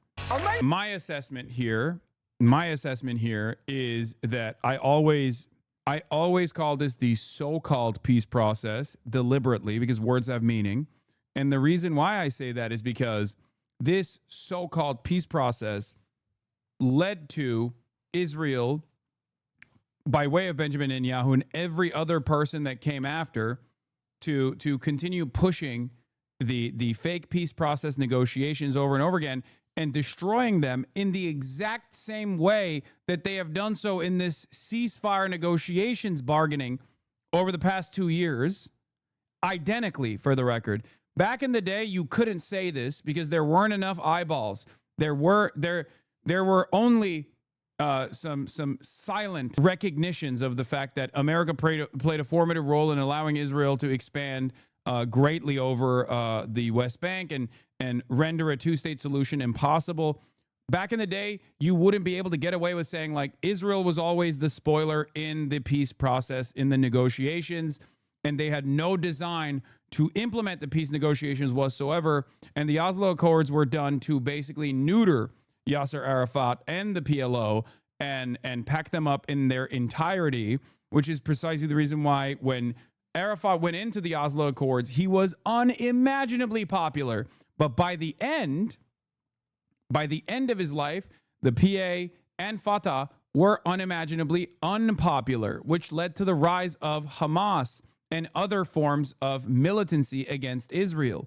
Make sure you understand this, because Israel, every step of the way, destroyed any notion of negotiations, and America, just like under the guidance of Anthony Blinken with Joe Biden and also with Witkoff and Donald Trump, played the role of protective cover for Israel, laying the blame squarely on Arafat.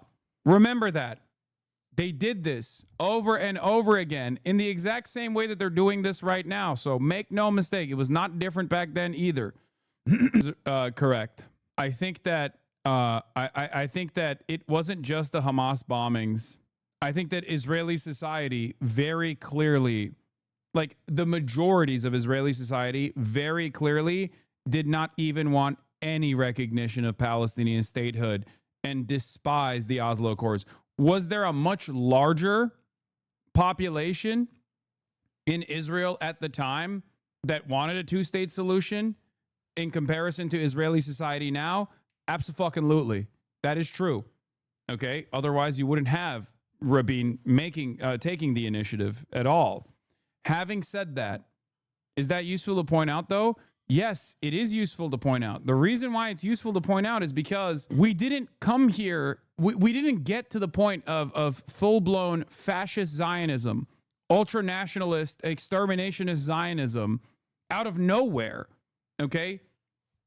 A society that looked at any recognition, which Rabin's own admission was a not full-blown statehood for the Palestinians, but something, a state minus, I believe he referenced it as at the time, leading up to the Oslo Accords. He literally said that it wasn't a full-blown state recognition for the Palestinians. It was less than a state, right? And Rabin himself was also not exactly a peacekeeper either, okay?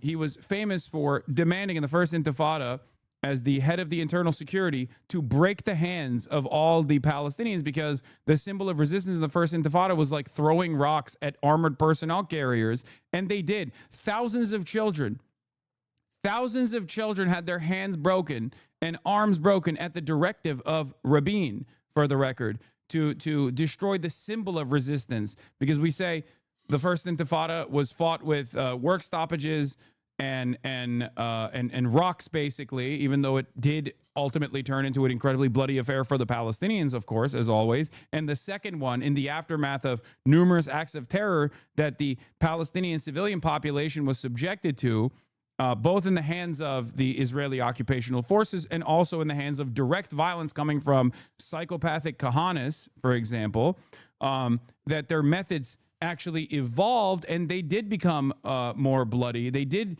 start targeting civilians, for example, instead of just simply targeting the occupational forces and the police force. They started targeting civilians with the bus bombings and whatnot. That was the second intifada. But the intensity of the violence in resistance against the apartheid was, as always, set by the occupational forces. The more violent the occupational forces got, the more violent its response got. People try to make it seem as though the Palestinians were not a partner in peace. Meanwhile, they refuse to reckon with Israel's, they refuse to reckon with the much more consequential aspect of Israeli society and their lack of recognition or their lack of interest in negotiating with the Palestinians at all. Convicted? No, it's not. And the reason for why it's not is because if this was an accurate reflection of Israeli opinions, he would not. I mean, it's good. For the record, I need to say something here.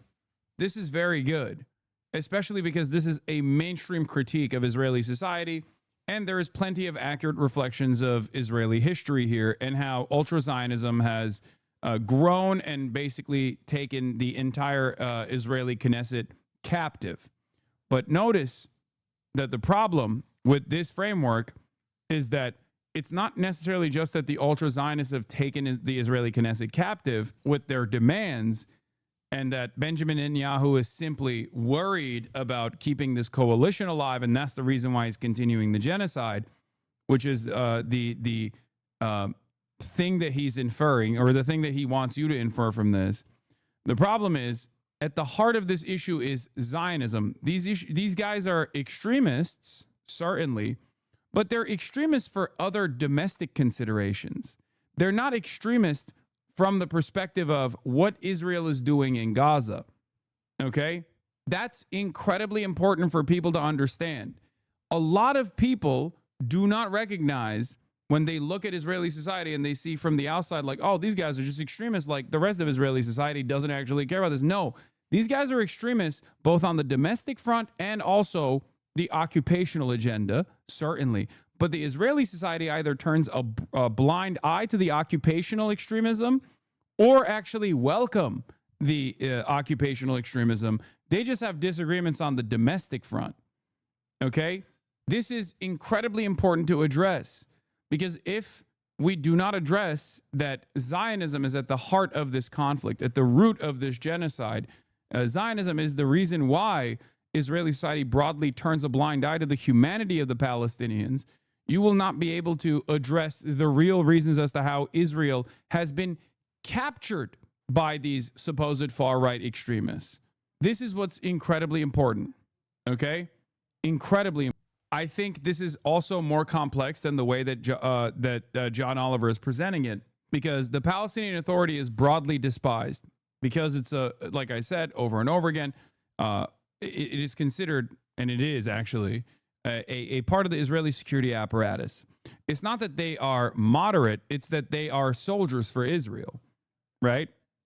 Now, the miscalculation here, and this was regarded as a gamble, and I have covered it as such as well. The idea that you were going to give money to Hamas was for a very specific reason.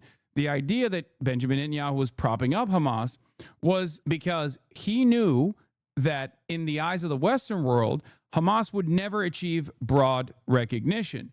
Hamas would never be able to achieve recognition. They could always be written off as Islamist fundamentalists, dangerous terrorists similar to ISIS. But the other thing that Benjamin Netanyahu and his cronies also miscalculated on was the notion that Hamas was just like they were. People that were more predisposed with maintaining their grip of power in the Gaza Strip, more so than any sort of higher need for emancipation. This was the major miscalculation. They thought Hamas would not be a uniting force for all of the Palestinian resistance forces. They were wrong on that front. October 7 was not just conducted by Hamas and Islamic Jihad. October 7 was conducted by the entirety of the Palestinian resistance forces. That's number one. So Hamas was a unifying factor here because Hamas, in the way that they presented it in Israel, in an Israeli society, was not actually simply a bunch of like corrupt autocrats that only wanted to fucking collect dollar bills and like control the real estate of the Gaza Strip. As a matter of fact, I feel like elements within PA are closer to that recognition than even Hamas was. Okay? The notion that Hamas was only interested in just like having their grip of power over the Gaza Strip and control the Palestinian population and all their needs was incorrect. Okay? This is very important to understand. This is precisely the reason why, and even in the 20-point peace plan that they fucking put forward, they're like, oh, we'll let you disarm and we'll allow you to leave the Gaza Strip if you choose to do so. That's what they said about Hamas militancy. They literally said, you can just escape the Gaza Strip. We'll let you leave. The idea that these guys were not first and foremost invested in ending the occupation of Israel was wrong. Okay? They are. Still, to this day. Do you agree with all of their tactics? I don't, but it doesn't matter. If we're talking about their goal, their overarching priority here, that is clear. It is clear that they are first and foremost primarily invested in ending the sovereignty of Israel over the Palestinian population. It's that simple. This is also precisely the reason why Israeli society broadly and Israeli media broadly kept presenting Yahya Sinwar, for example, as like a selfish person who had already escaped the Gaza Strip, that he was not actually experiencing the repercussions of October 7 at all, personally experiencing it at all, or that even if he was in the Gaza Strip, he was probably chained to a bunch of Israeli hostages, Israeli babies, and in an effort not to be bombed by Israel, as though Israel would stop themselves from killing Yahya Sinwar because there's Israeli hostages strapped to him. All of that was obviously a lie because we saw that Yahya Sinwar died fighting till his very last breath. And Israel itself did not even know that they had killed Yahya Sinwar until a day after. Okay? Conflating the political bureau in Qatar with fighters in Gaza. No, there's also that. However, even with the political bureau of Hamas, or the leadership of Hamas that's outside of the Gaza Strip, their family members are still in the Gaza Strip. Their family members have also been completely fucking destroyed, wiped out by Israel. So the notion that these guys have nothing to lose is also silly in that regard. This may be a cynical take, but I believe that what Hamas has accomplished may very well be the disintegration of Israel due to their genocidal tactics. But I do not think the Palestinian people at large will survive nor inherit it, unfortunately. I don't think that's that much of a cynical take. I think you're not. That is what we are trying to avoid. What we're trying to avoid is that reality, which is to ensure that the Palestinian civilians continue living in the Gaza Strip and living in the West Bank, and push for sovereignty and recognition of a real, true, independent Palestinian state. Yeah, Dropsite also is basically saying what I said earlier, by the way, as far as the peace plan goes, the so-called 20-point peace plan. For months, Israeli and U.S. officials have denied any starvation policy in Gaza, claiming enough food and medicine enter, even as the IPC declared famine in August for a quarter of the population, and aid groups reported the opposite. Buried in Netanyahu and Trump's 20-point plan is a striking admission. Aid is being withheld. Point 7, upon acceptance of this agreement, full aid will be immediately sent into the Gaza Strip. Do not let people get away with this. This is a full-blown recognition of what they have done. As I said when I covered earlier the 20-point peace plan, so-called peace plan. Israeli newspaper owned by the Adelson family, Israel Hayom, tells its readers, don't worry, Netanyahu won't abide by the deal anyway. It's already started. As I told you, this is what they were going to do. At least mention that part. But this is twofold. Once again. It's because he thought Hamas was like a corrupt force that wasn't really invested in undermining Israeli sovereignty and was simply invested in like being in a position of power. Okay? Like any act that Hamas took or any act that Islamic Jihad took against whenever they were like lobbing missiles over the boundary, right? That would quickly get intercepted. Israel saw that as like, oh, these guys are just flexing because they want to be more popular, because they want to control the Palestinian population. They didn't realize that they didn't realize that all of those reactions were because Hamas was trying to enforce some kind of detente, some kind of restriction, or some kind of repercussion for Israel's actions in the West Bank. Okay? The thing that I don't appreciate about John Oliver's coverage here is that it basically, once again, whether this is deliberate or not, and I don't think it's deliberate. I think this is just a Western focus on this issue. So many people just like don't understand the complexities of I guess, Palestinian existence or their own personal ambitions here. It's like virtually impossible for them to dive a little bit deeper into the subject matter.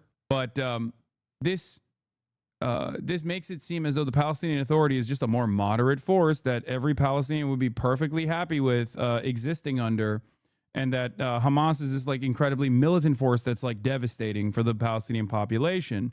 Now, for the record, Hamas is also not exactly the most popular force in terms of governance either.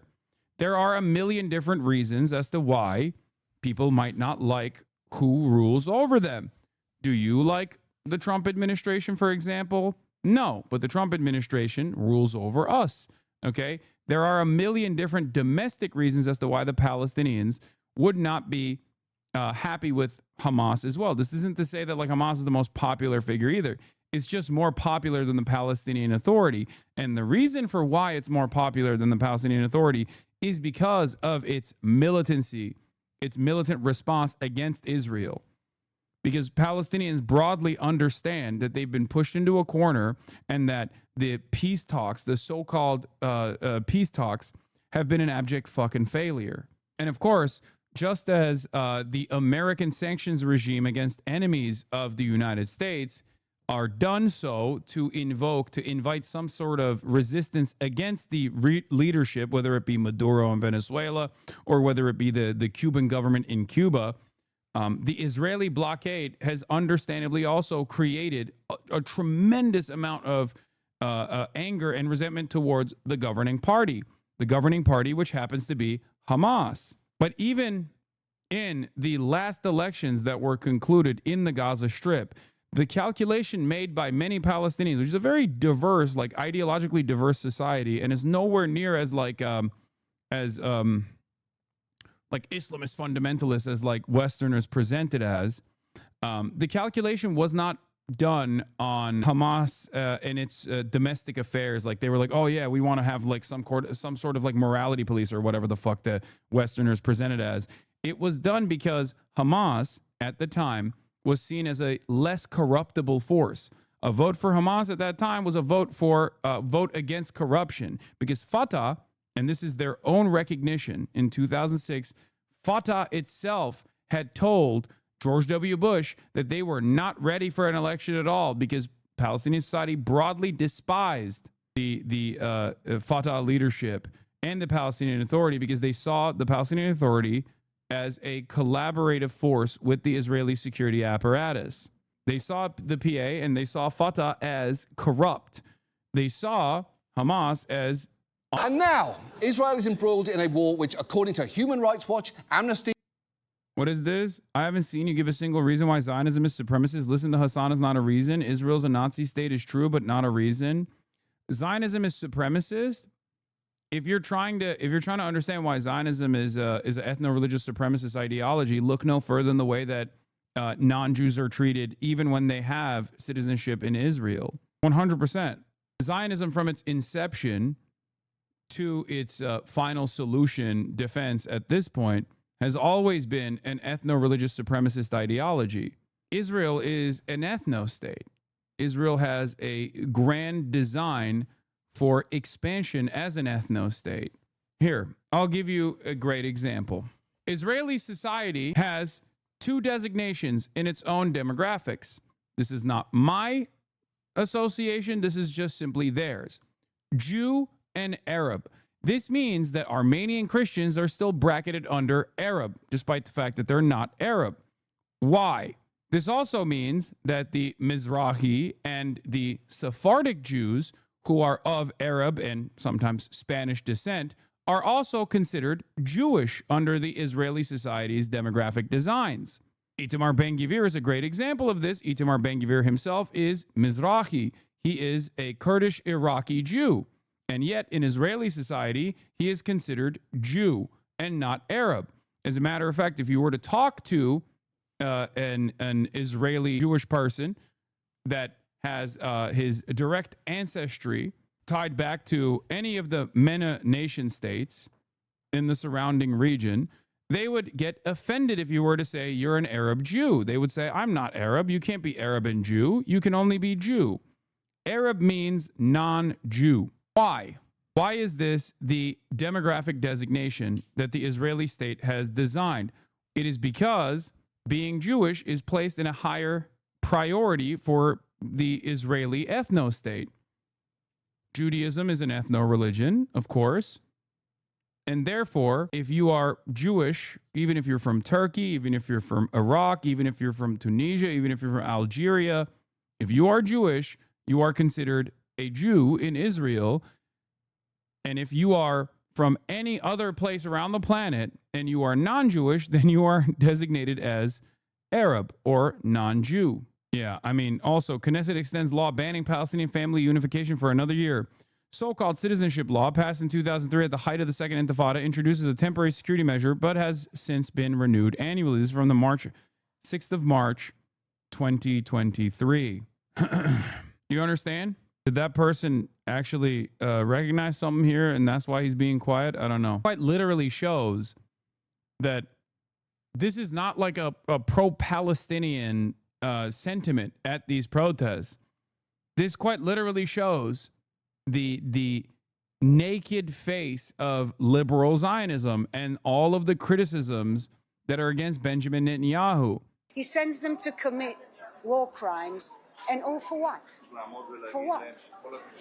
This is why I've always been an advocate, for the record, of BDS and initiatives such as that one to present, to heighten Israel's pariah state status, because those are the people that will not resist against Benjamin Netanyahu's war or genocide, but they will if their regular existence is threatened.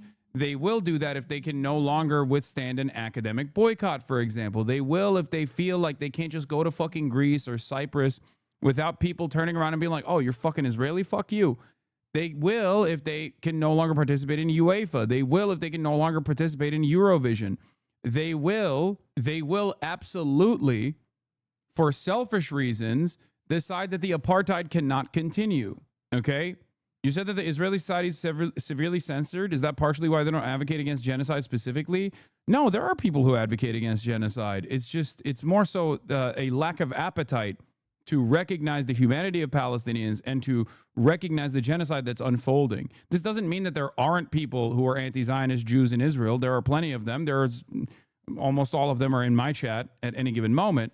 Having said that, they are the first people that will recognize how incredibly reactionary Israeli society is and how incredibly fascist Israeli society has become. I think especially Americans in this community should understand that better than anybody else, because America is also bouldering in the direction of full-blown fascism.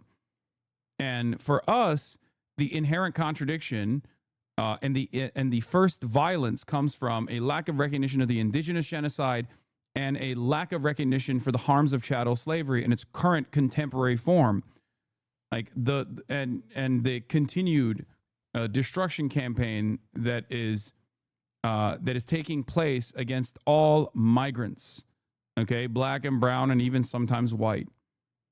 Like, the less we push back against these sorts of initiatives from the current fascist Trump administration, the more of a foothold that they gain in terms of advancing this society in a the only thing that I agree with in terms of like Benjamin Netanyahu's coalition imploding is that it makes it all the more, it makes it harder for Israel to very quickly recover from that and to continue its genocidal campaign.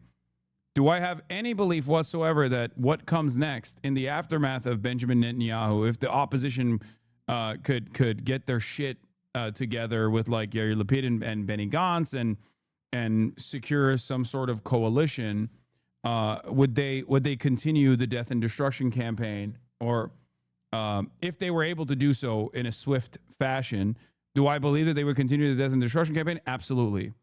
Abso-fucking-lutely. I've been covering the Israeli opposition and how little they actually oppose the genocide over and over and over again. Okay?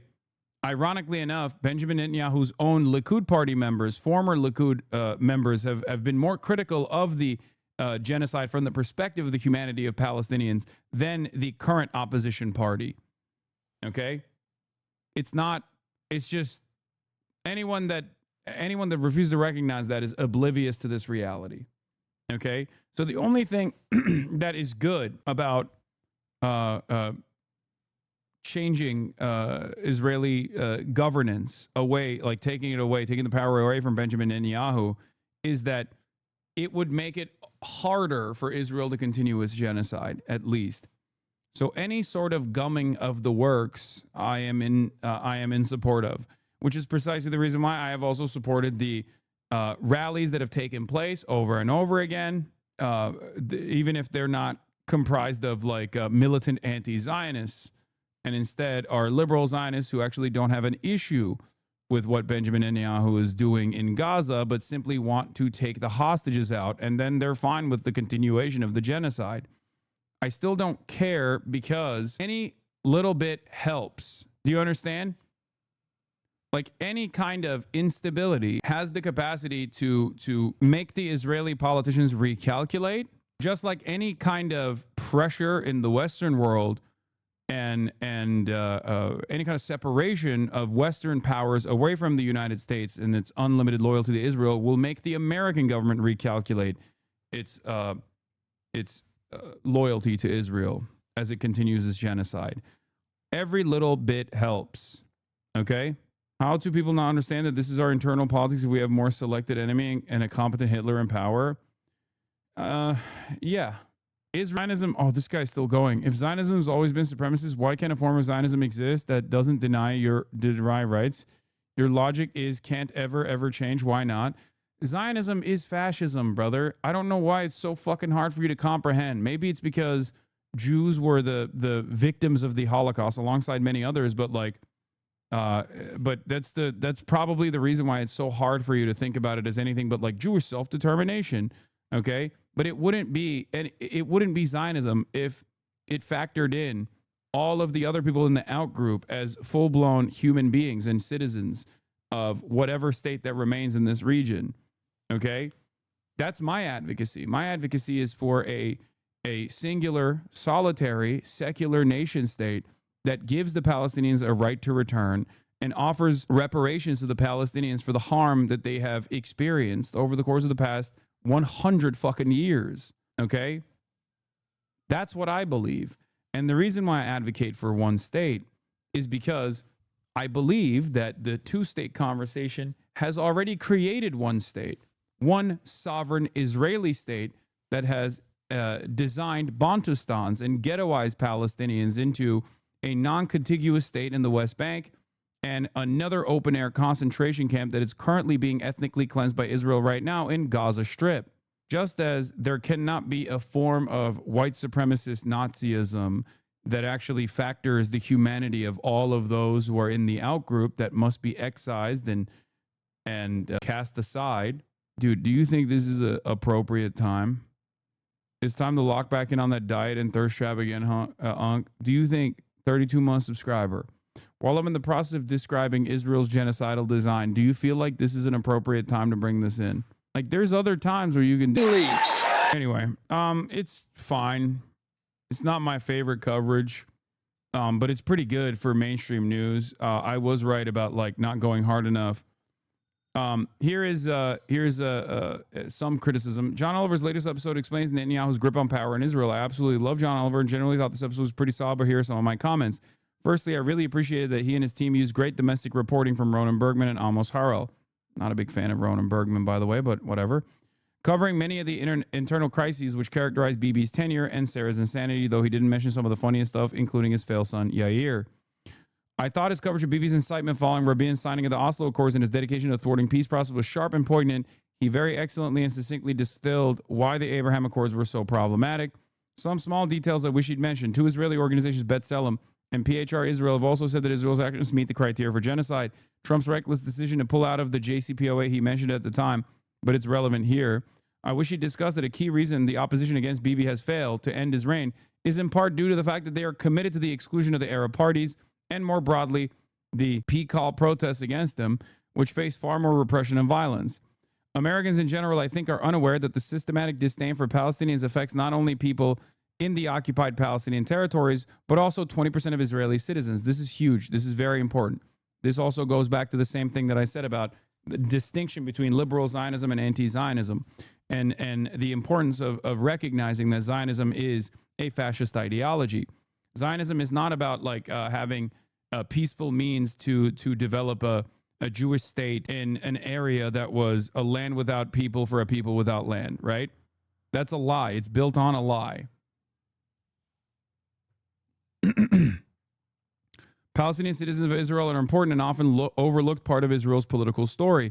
I think this might also help contextualize the gap between much of the Israeli public hates Netanyahu and much of Israeli public is indifferent to the Palestinian suffering in Gaza. All that said, I'm really glad that John Oliver did this piece, and I applaud him for continuing to cover this issue with moral clarity.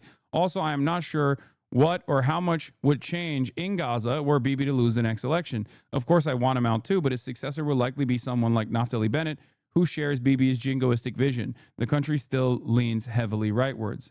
The domination of the Palestinian population, both in the West Bank and in Gaza, and the Palestinian citizens of Israel, what the Israeli society broadly calls Arabs, the internal domination of them and the external, if you want to consider it to be like an external conquest, I think it's still a reflection of Israeli sovereignty. A violent design that they've created for all people who are non-Jews in the region. As long as that is left unaddressed, this will be the connective tissue that holds all of the different coalitions within Israeli politics together. They have differences in domestic affairs, but as long as they still demonstrate loyalty to the IDF and do not see it as a genocidal force or a violent force, and that will never happen because from seculars all the way to the Orthodox, they consider the IDF to be this separate moral fixture of Israeli society, for the record. Okay, but as long as there is no recognition of the apartheid design or the genocide that is going on, as long as Israeli society broadly still considers all kinds of violence that the Palestinians are subjected to be appropriate, or at least one that they can just ignore, nothing will change for the Palestinians, and Israeli society will continue to go further and further right-wing. And in that further creep towards the right, the liberal Zionists will also consistently lose their civil liberties as well. Something that John Oliver literally mentioned when he talked about the Supreme Court protests. Okay? This is very, very important. What is this? In this sense, Oliver, while having to be sure line about its limitations, is still promoting the one bad man theory, a liberal cope that takes outrage and channels into vague hand-wringing about internal dynamics within Israel rather than a call to support BDS plus an arms embargo. Yeah. I do see that a little bit. I'll be honest. I wish he took it further is what I mean. It's still the best you're going to get from mainstream media at this point. Okay. What? Hey, asshole. They are fucking burying everything with more bombs, more artillery, more debris. What if the truth never comes out about the real numbers and the West still thinks it's a little 60K genocide? Why do you not admit that that's a real dark possibility? Why are you calling me an asshole? Oh, fuck. There's also the possibility that the real numbers are reflected on, and then society broadly says, oh, well, you know? There's also that, too. Oh, no, it might be a rewind victim. Hold on. Hold on. This person might be rewinded in the chat and thinks that they're responding to a chatter that was being a dickhead and not me. probably responding to the chatter. Another rewind victim. Sorry, I meant to tag another chatter. Sorry, Haas. Anyway, Quinnipiac, latest numbers from Quinnipiac, once again, is supporting Israel in the United States national interest. On October 2023, Democrats had a 76% opinion that supporting Israel was in the U.S. national interest. In the month of September, it is down 40 points to 36%. Not low enough. We got to get those numbers even lower. For independence, it was at 74%. Now for independence, it's at 37%. Again, not low enough. We got to get those numbers even lower. For Republicans, of course, on October, it was at 84%, and now in September, it's at 75%. The real reason why I think this continues is because obviously they love Donald Trump. Donald Trump dick rides Israel into oblivion. That's a big part of the fact. That's a big consideration. But the other real reason is because of Islamophobia. Okay? I've seen this far too many times from anti-Semitic, anti-Israel, supposedly anti-Israel, anti-Semites themselves even, where they literally say, Jews control the media, Jews control America. I hate that. They're doing a national embarrassment to us. They're forcing our politicians' hands. But also, at least their enemies, as it stands, is Muslims, and we hate Muslims even more. I think Israel recognizes that as well, and that's precisely the reason why they heightened the Islamophobia and wield it as a weapon. Do you understand? Yes, there's another poll that came out. 40% of Americans think Israel is intentionally killing civilians. 16% only say unintentionally. That number has grown from 22% in December to 40% now. And 25% say Israel's taking enough precautions to avoid civilian casualties. This is a devastating number. And it showcases, once again, how much power the American mainstream media still has over the minds of so many goddamn people. Okay? Make no mistake. It is crazy.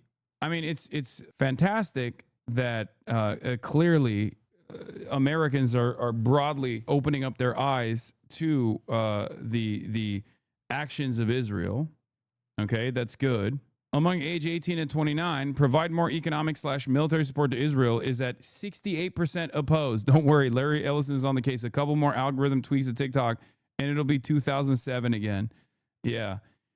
I don't think these guys are aware of how much things have changed, especially for the youth. Because remember, if you're 18 and 29, your fucking first foray into understanding this dynamic, if you're 18 and 29, your first reaction to learning about Israel and its behavior has not been the multiple decades of unlimited propaganda coming from mainstream outlets that say Israel is the most moral generation. Okay? You're also far removed from the immediate Islamophobia of 9/11. So you weren't like old enough to download that into your fucking collective consciousness that like Muslims present this genuine fear. They present this genuine fear for Western society. There is still a good chunk of that, make no mistake. But I think for a lot of people, their first experience learning about Israel has been, oh my God, these guys are the most arrogant, entitled, genocidal monsters I have ever fucking seen in my life. So very difficult for those people to see Israel as anything but what it truly is. Do you understand? Who do you sympathize more with? 90% say Israel, 61% say Palestinians. Should Israel stop and continue military campaigns? 19% say continue. 69% for age 18 to 29 say stop. 66% say Israel is intentionally killing civilians. Okay? Anyway, yeah, I already covered this. Yes. From Palestinian Islamic Jihad, the second largest resistance faction, Secretary General of the Palestinian Islamic Jihad Movement, Mujahid leader Ziad al-Nakhallah says, what was announced at the press conference between Trump and Netanyahu is an American-Israeli agreement, an exception of Israel's entire position, and a recipe for continued aggression against the Palestinian people. Thus, Israel is trying to impose, what about October 7? What do you mean, what about October 7? In the immediate aftermath of October 7, there were a lot of people that were utterly horrified by all of the violence that they had seen. For a very brief moment, they also were like, oh my God, of course Israel's going to fucking kill all these people. But if you noticed, for the past 2 years, if you notice, for the past 2 years, hi, I'm Samer from Gaza. Okay. Well, I don't know why you're fucking asking this stupid ass question then. For the past 2 years, Israel's done a million October 7s and worse. So obviously people went from October 7 was terrifying to, oh my God, what Israel has done is incalculable and far worse than anything that the October 7 ever could have done. And it goes beyond, for the record. That is just a way for people to start their intellectual journey. Do you understand? Like, for many people, it was, oh my God, Israel has to respond militarily. What the fuck? This is unbearable. These are barbaric monsters. To, oh my God, what Israel is doing is unimaginably worse. To, oh my God, this shit was going on. Israel was doing things exactly like this pre-October 7. Because this opens up a lot of people's eyes to the reality, right? And if their first reaction was pro-Israel on October 7, 2023, their reaction slowly changes because of Israel's unlimited violence and its genocide. And every single day, there are more people who turn around and say, oh my God, I was so wrong. This is completely unacceptable. This is completely unacceptable. In 2023, a supermajority of Americans, 69%, believed it was in our national interest to support Israel. Today, that number is 47 and falling fast. Yet Israel seems only intent on accelerating what half the country now agrees is an ongoing genocide. No, I didn't watch. Did Joe Rogan attend Epstein parties, man? What are you talking about? I didn't watch it. Like, here, this person is a perfect example of this. This person, until like only a couple months ago, was literally still like, you know, Hassan, I'm a fan of you, but I also see Ethan Klein's side on this. Like, only a couple months ago, I remember this username. Okay? That is the reason why I let bygones be bygones in many circumstances. Because, like, once you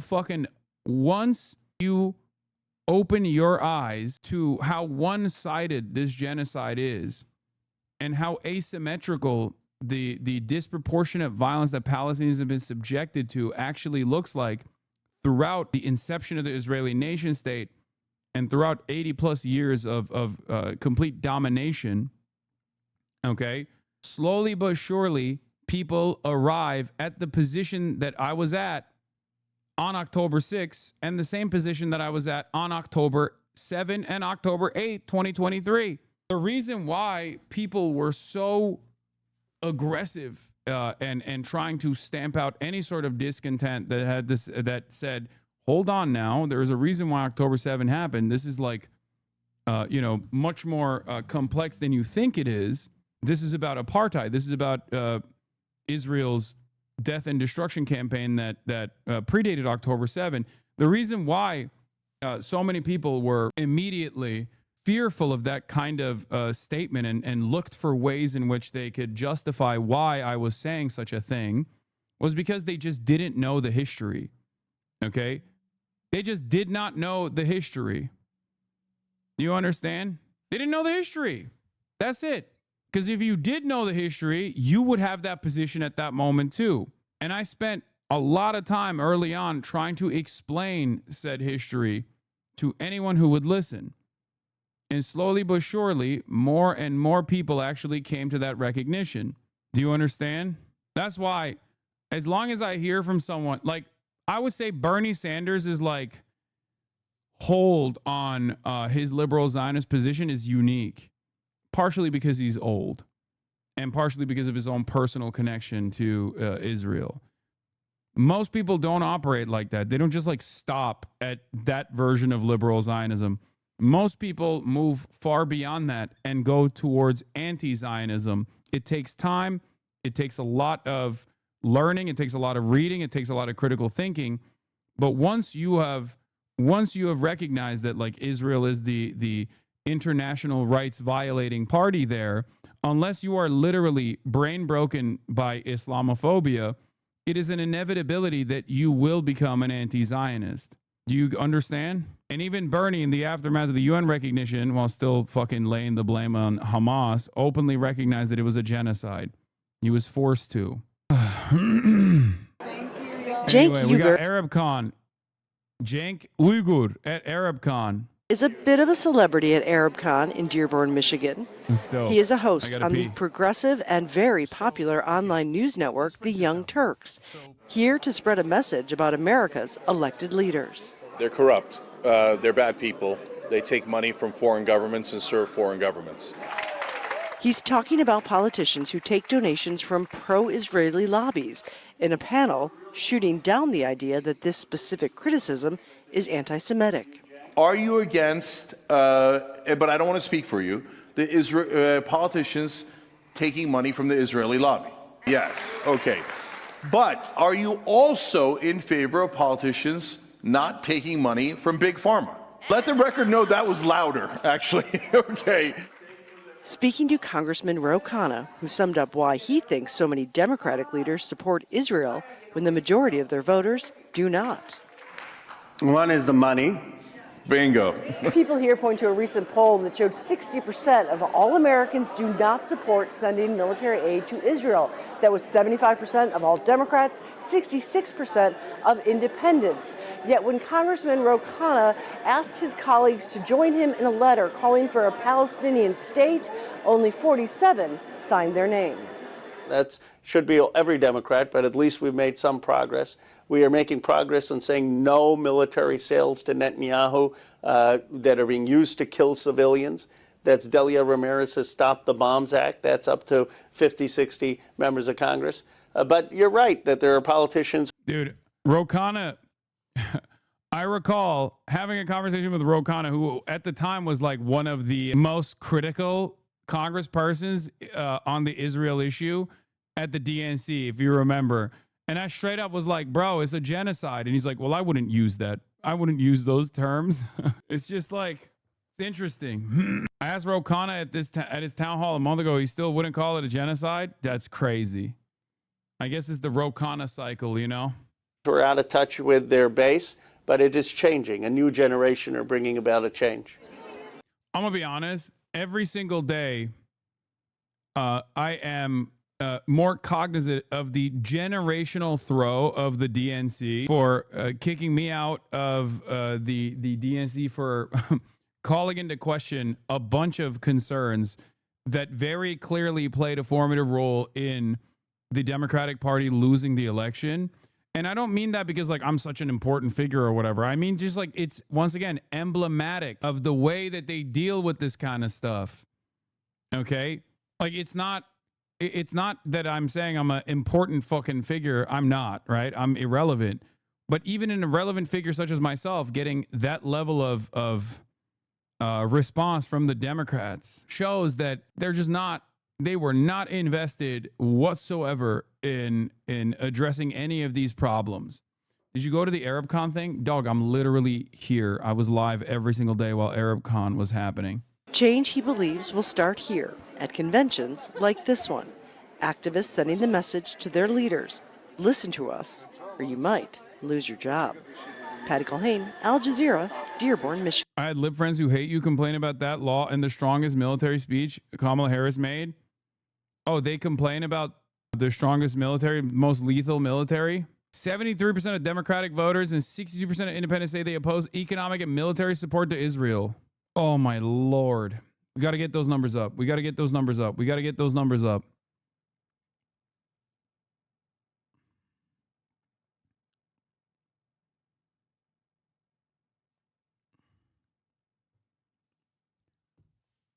Anyway, we're obviously going to be talking about more about like the public approval rating. Israel's in the dirt, especially where the approval rating for Israel was versus where it's now. These are some of the many reasons as to why they're so actively trying to out of the looming government do fucking PR for Israel with this bullshit ass like Gaza peace plan or whatever. There's one additional thing that I want to a couple additional things I want to talk about on the issue of Israel before we get to the government shutdown and obviously the shootings that took place, the domestic terror incidents that took place over the weekend. Where are we? And then we got the funny ICE the funny ICE thing, and also the Ta-Nehisi Ezra Klein conversation as well. Yes, I'm going to be covering Portland and everything else. Don't fucking worry. It's happening. Okay? Maybe a dumb question, but did America do 9/11 to itself to justify neocolonialism? It's not a dumb question. Mm-hmm. Did you already cover the peace deal? Yes. And by the way, if you are a subscriber to the Hasanabi broadcast, which is still 35% off as long as you give 5 subs plus, you can actually rewind. The rewind functionality exists. So subscribe to the Piker Broadcasting Service. If you subscribe, then you can utilize the rewind function. If you give subs, other people can also become subscribers and utilize the rewind function. Hopefully there will be less people asking, wait, did you cover this or did you cover that? It doesn't work on mobile, yes. But if you're subscribed, you can use it on the desktop. Yeah. And then maybe with 950,000 more subs, maybe we can break Kai Cenat's 1 million subscriber record. Tamaya! Thank you for the 20 big ones. Caked up bot. All right. Speaking of Israel behavior, Cornell is canceling a distinguished professor's classes on Gaza because of complaints of a student who previously served in Israel's military surveillance agency, Unit 8200, and was literally recording the comments of other students in class and deliberately derailing discussion. Early last semester, Druby says students began approaching Chaffetz with complaints that a graduate student in a Gaza indigeneity resistance class appeared to be recording them, possibly to gather their names and comments and intimidate them.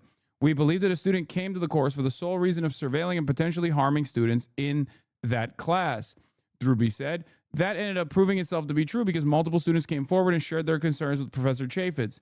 Chaffetz said one Palestinian student quit the class after telling him she felt upset and frightened. According to Chaffetz, the graduate student often steered conversations away from the assigned readings, which at that point mostly focused on the definitions of genocide and international law and on indigenous rights, to defend Israel's conduct in the war in Gaza and argue with others in the class. He clearly had not done the readings, Chaffetz said. It was disruptive. It's like the fucking pro-Israel gray names in my chat, but in real life. People who are pro-Israel are so psychotic that they just like behave as though they're anonymous gray names, but in real life, in a fucking classroom. Students taking a class on Palestine caught a literal spy from Israel's Unit 8200 snooping around and surveilling them, so naturally Cornell responded exactly how you'd expect. They canceled the class, accused the Jewish professor of anti-Semitism, and suspended him from teaching. Oh yeah, I forgot to mention, the professor who was teaching the class on the genocide in Gaza was Jewish. According to Chaffetz, the graduate student often steered conversation. Chaffetz said he met with the graduate student in late January and spoke to him about concerns from his classmate. During the conversation, he asked the graduate student to drop the course, and by the next class, he did. Chaffetz said. The graduate student, Oren Renard, a PhD candidate in computer science whose identity was confirmed by other students in the class, previously served in Israel's elite military surveillance agency, Unit 8200, according to his LinkedIn profile. This is a perfect distillation of the way that these institutes of higher learning behave. They will literally suspend the Jewish professor speaking truthfully about genocide at the behest of a fucking IDF intelligence guy who is there to openly disrupt the fucking classroom. At Cornell, the dean broke policy and ignored the disciplinary committee's findings that there wasn't enough evidence of discrimination and forwarded the complaint to the provost anyway. The provost then opened an investigation. Pretty notable that senior Cornell officials refused to comment for the story, and the student, aka former member of Israeli military intelligence, refused to allow the tapes he had made to be heard by reporters. Maybe because they aren't so damning after all. Cornell's president, who has precisely zero scholarly expertise in the area, has previously remarked that the course takes a radical, factually inaccurate, and biased view of the formation of the state of Israel and the ongoing conflict. What will it take for America to say, God damn, dude, we got to fucking rid ourselves of this level of like surveillance from a foreign fucking apparatus in our institutes of higher learning? Probably not. It's just never going to happen. Not only is this like fake anti-Semitism smear bullshit, and it ends up literally getting a fucking Jewish professor suspended, it also leans into all of the anti-Semitic conspiracies. It at least makes my job a lot fucking harder when people come in and be like, Hassan, you mean the Jews don't control the media and all of the fucking formative apparatus of intelligentsia? Look at this. And it's like I have to explain to them that, well, the professor is fucking Jewish. Clearly, this is not a monolithic concept. Whenever Israel does some fuck shit like this, or an Israeli citizen does some fuck shit like this, just close your eyes and imagine what the American government's response would be if they were Russian. What the American government's response would be if they were Chinese. What the American government's response would be if they were Iranian. We do untold amounts of pain and shit to people that aren't even doing this at the behest of a foreign intelligence apparatus, simply on the virtue of their citizenship. We already suspect people of doing this when they're not even doing this. But meanwhile, Israel literally does this. They do it all the fucking time. And not a single American in a position of power goes, this is fucked up.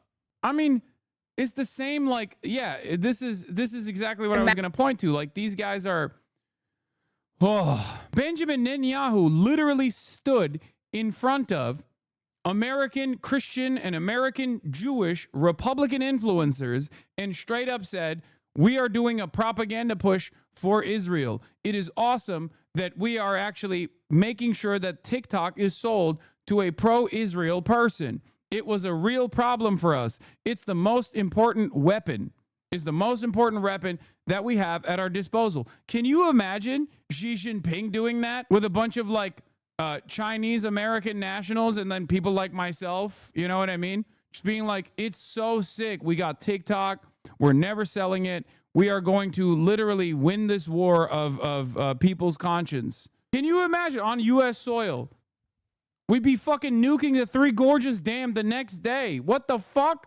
In any case, this is a correct position on it. I'm not even going to watch this cringe-ass fucking video, but... Actually, you know what? Fucking, let's watch it. This is like some of the Israeli Hasbara that's come out in the aftermath of that meeting. Imagine supporting people who start wars just to lose the wars so they can cry about it and then try it all again. You must-see anti-Semites are literally obsessed with Jews. Now walk with me. While you must-see anti-Semites are stacking eviction notices, Jews are out here stacking up businesses. Jews control all the industries. Maybe if you spent more time taking notes from successful people, you wouldn't have to spend your nights and weekends spreading hate from your anonymous account with... Oh my God. This is like, oh my God. Bro, are they trying to make people more anti-Semitic? Is that what's going on? Oh my God. Jews are your landlords. You know, when you get evicted, remember, it's a Jew that evicted you, I say, as a Jewish person who is defending Israel in this conversation somehow.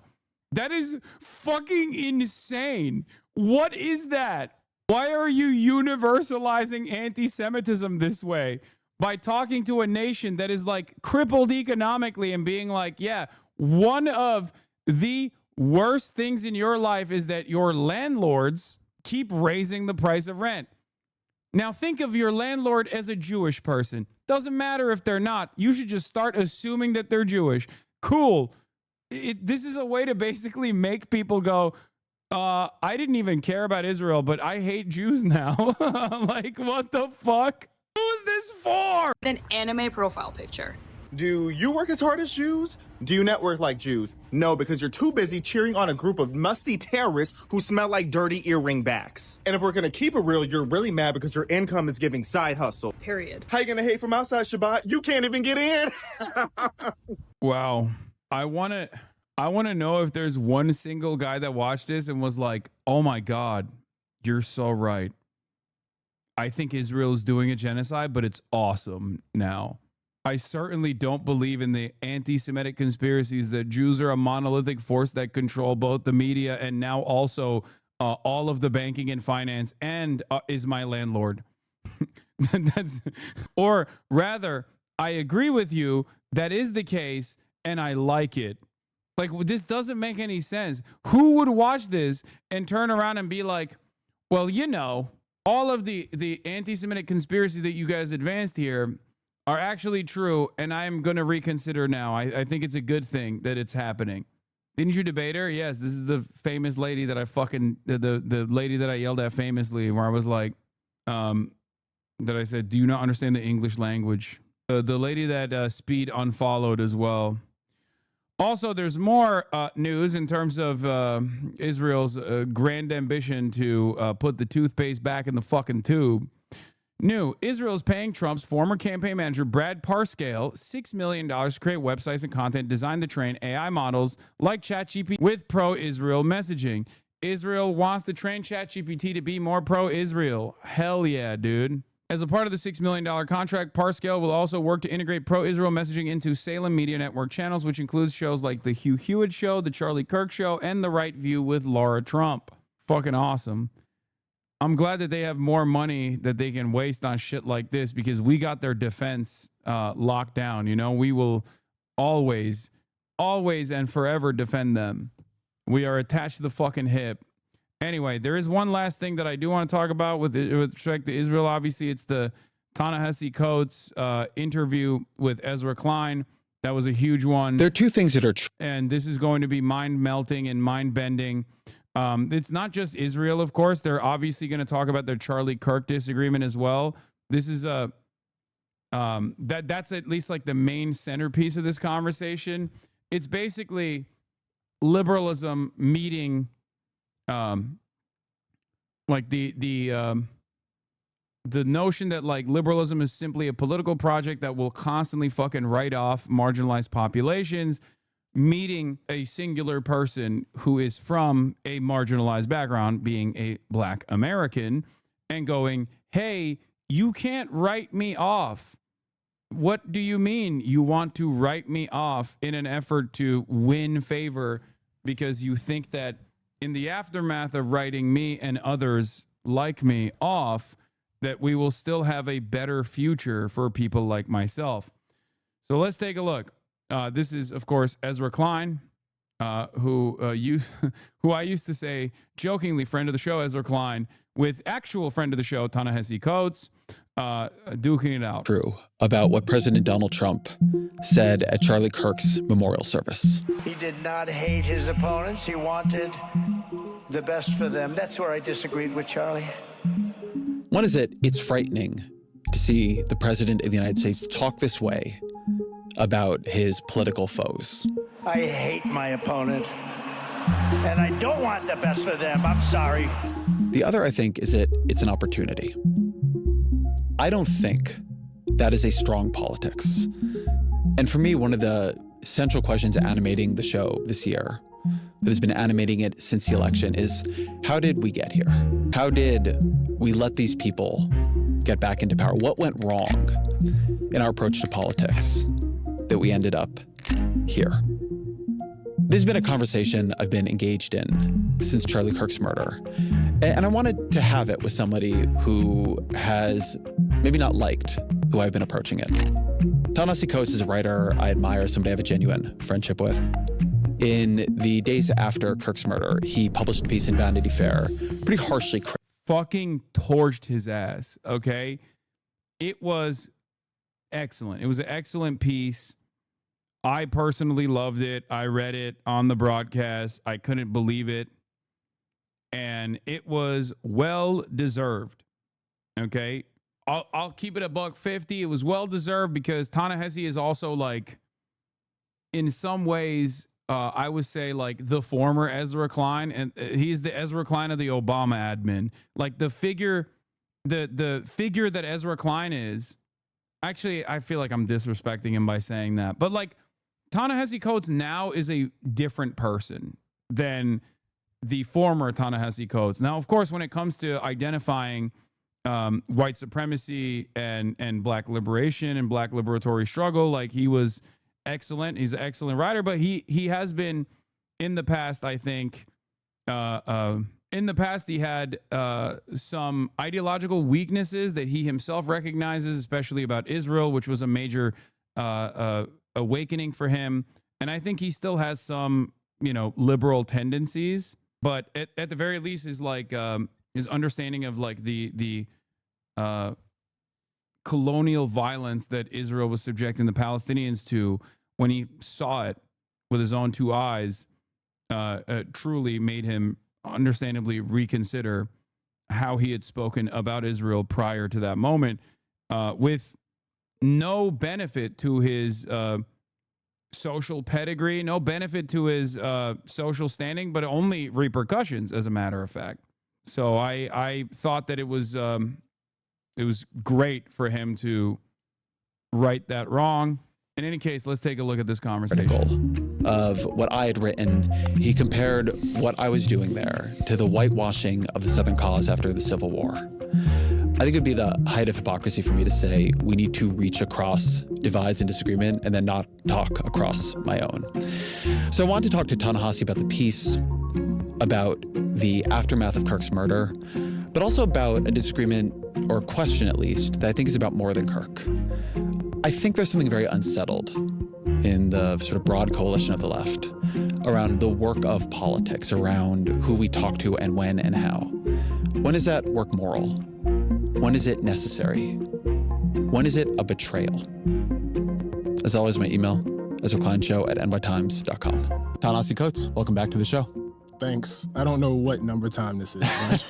I think you're one of the, if you go back to the box days, I think you're on the leaderboard for sure. Yeah. Well, it's good to see you, man. Good to be here, Ezra. Thank you. All right, well, let's jump into the disagreement. You wrote a column responding to my column on Charlie Kirk. So uncomfortable. It's okay. What was your disagreement with what I wrote after Kirk was assassinated? Yeah. First of all, I just want to thank you for having me.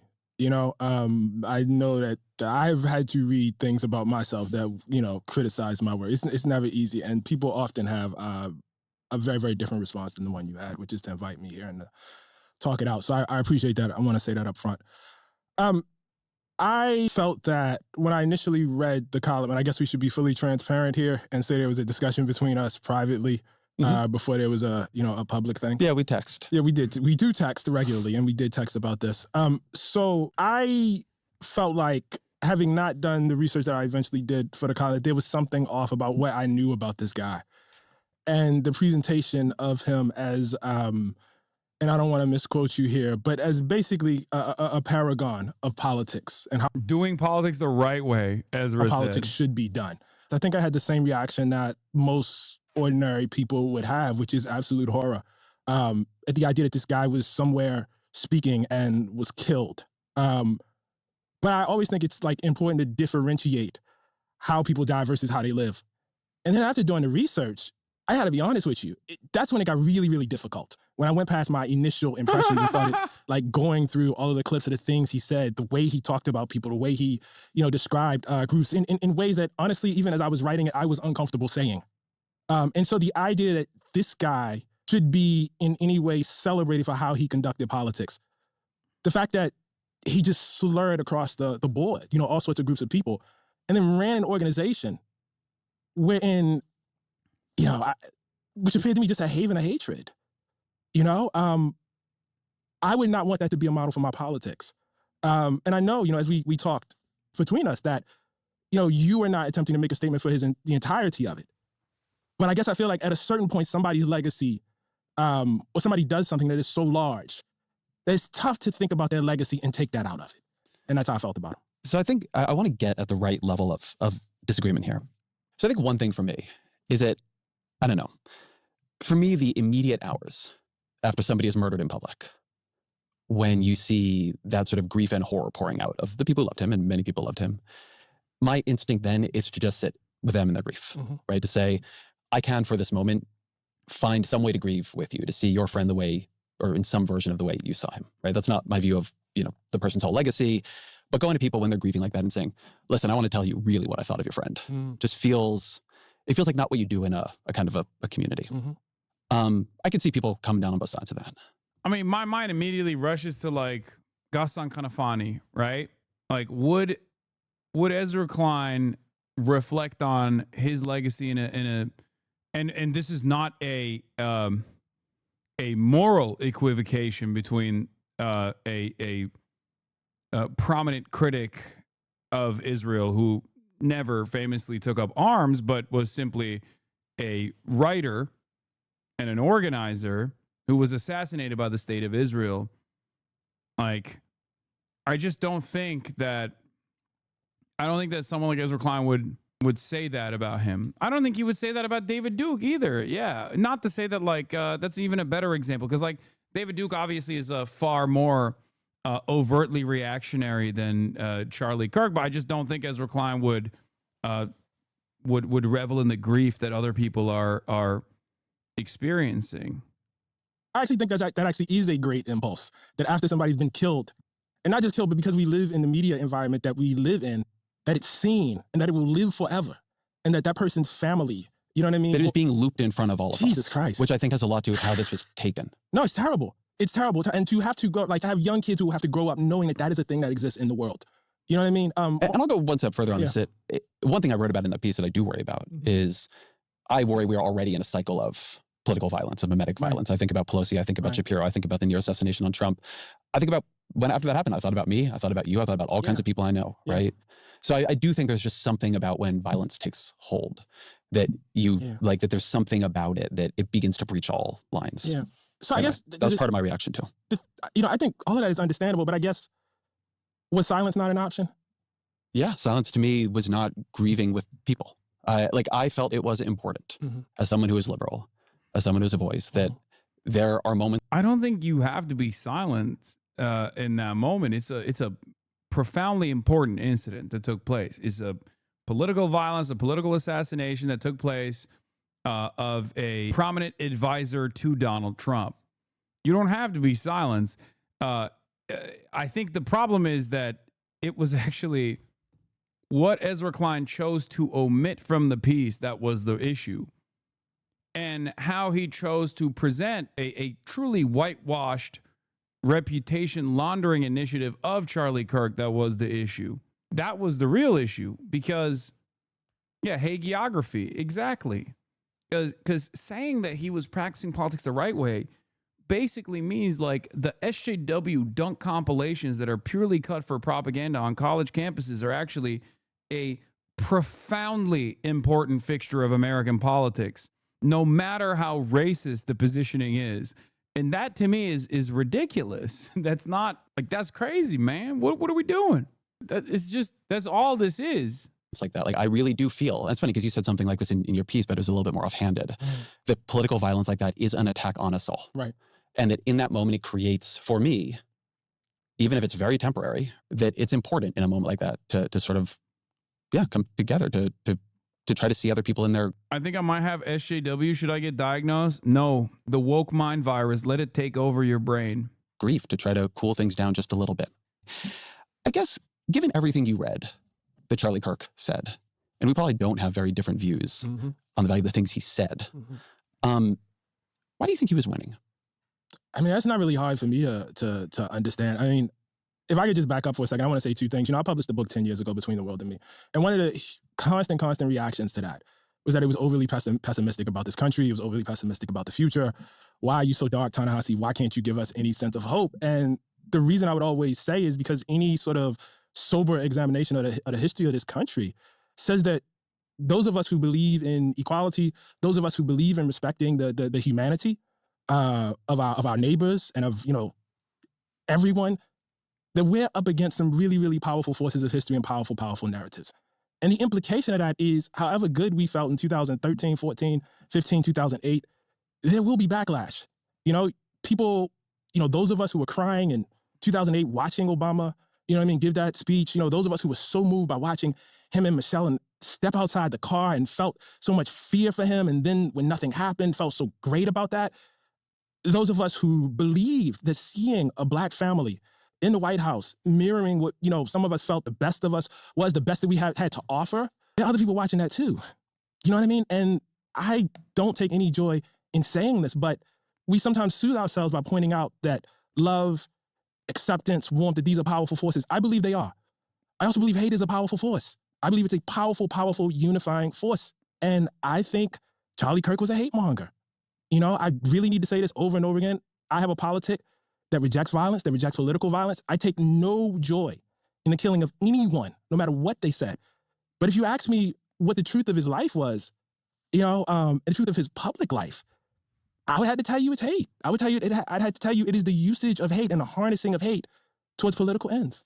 Then let me flip that question actually a bit. Why are we losing? We're losing because there are always moments when we lose. See, that feels very fatalistic to me. it doesn't feel fatalistic to me. It feels like the truth. I mean, and let me express what I mean. I'm Ta-Nehisi Coates. I'm the writer. I'm the individual, right? But I am part of something larger, and I've always felt myself as part of something larger.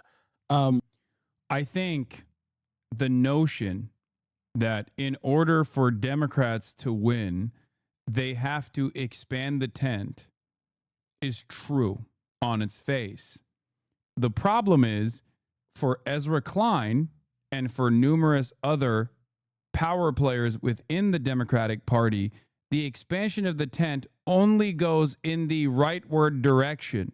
They do not want to expand the tent even from the rightward direction with considerations of the economic harm that all Americans are experiencing. Okay? Because I have no issue with making Republicans, former Republicans, racist Republicans, vote for the Democratic Party. As a matter of fact, I want them to vote for whatever the left position party is in this country. That is how you win. The problem is you don't get them to vote for the left flank of the party by becoming more racist. You get them to vote for the left flank party by offering them things that they want. And for a lot of Americans, for a lot of Democrats, especially for a lot of liberals, they think, no, we can't do that. We just must not do that. We must not ever consider that. That is crazy to me. Of course we want fucking racists and transphobes to no longer be racist or transphobic. But if in the absence of that, we want them to still not vote for the racist and transphobic party. And the way to do that is not by becoming the lighter version of the racist and transphobic party. The way to do that is by offering them shit that they want. The example I used earlier today in the Al Jazeera documentary that's being shot is one I'm going to use once again. Zohran Kwame Mamdani. Zohran Mamdani is a 34-year-old brown African Muslim socialist who has dedicated a good chunk of his activism early on to anti-Zionism. Okay?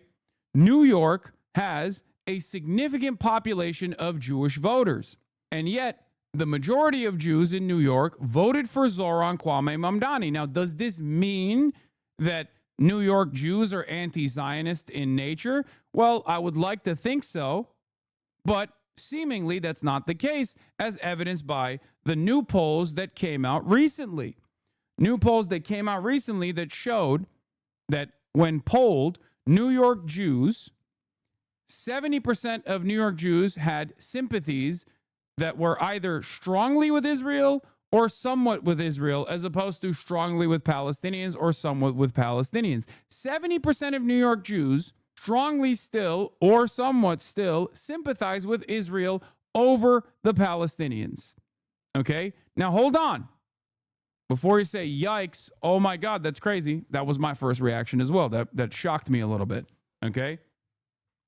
But the reason why I'm bringing that up is because that means that there were New York Jews who still either strongly or somewhat sympathize with Israel after 22, 23 months of fucking genocide, still looked at the brown Muslim anti-Zionist and said, I'm voting for that guy. What does this mean?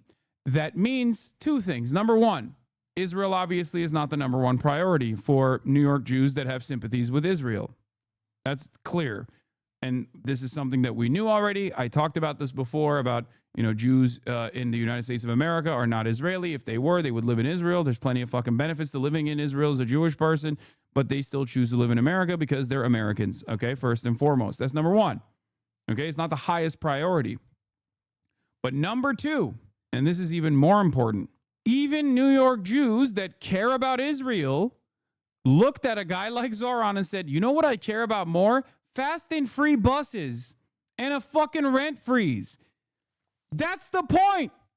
That's why you gotta fucking focus on the issues. That's why you have to push for issues. That's why you have to say, I am gonna be a fucking fighter for the shit that you care about. I'm gonna improve your goddamn material circumstances. That's it. If you look at the numbers, 74% of New York Jews say they strongly or somewhat sympathize with Israelis over Palestinians, and yet Zoran won the majority of Jews in the New York Democratic primary. This means that there were New York Jews who are like, I strongly or somewhat sympathize with the Israelis. This motherfucker hates Israelis. This motherfucker hates Israel. I'm still voting for his ass. Why? Because they were like, I want fast and free buses. I want a rent freeze. I want the shit that he's pushing for. Okay? People make these calculations every fucking day. You have to present them with something that they want, and you have to communicate that you are going to be a fighter for those issues. This is what Democrats never do. They are the good things are not possible party. And that's a horrible party to be. That's a horrible position to be in. Because on the other side, you got we're going to fuck shit up party. You got the you're angry and you're right to be angry party. You got you're angry and you're right to be angry, which is why you should be angry at the Mexicans party. And in the absence of any sort of counter narrative against that, when you cannot be well defined on issues that will greatly improve the living standards of every single fucking American, they can just present you as a silly bitch party that only cares about giving bottom surgeries to Guatemalan transgender prisoners. That's it. That's how you fucking lost. That's why you lost the goddamn election. And it's so frustrating to see people like Ezra Klein, who do have a lot of fucking motion in the Democratic Party, still present this alternative that, like, we just simply didn't go right enough. We didn't go right enough to win these voters. You cannot win culture war issues against the Republican Party on the boundaries that they've created. They made the fucking playing game so they can win. They can always go further right.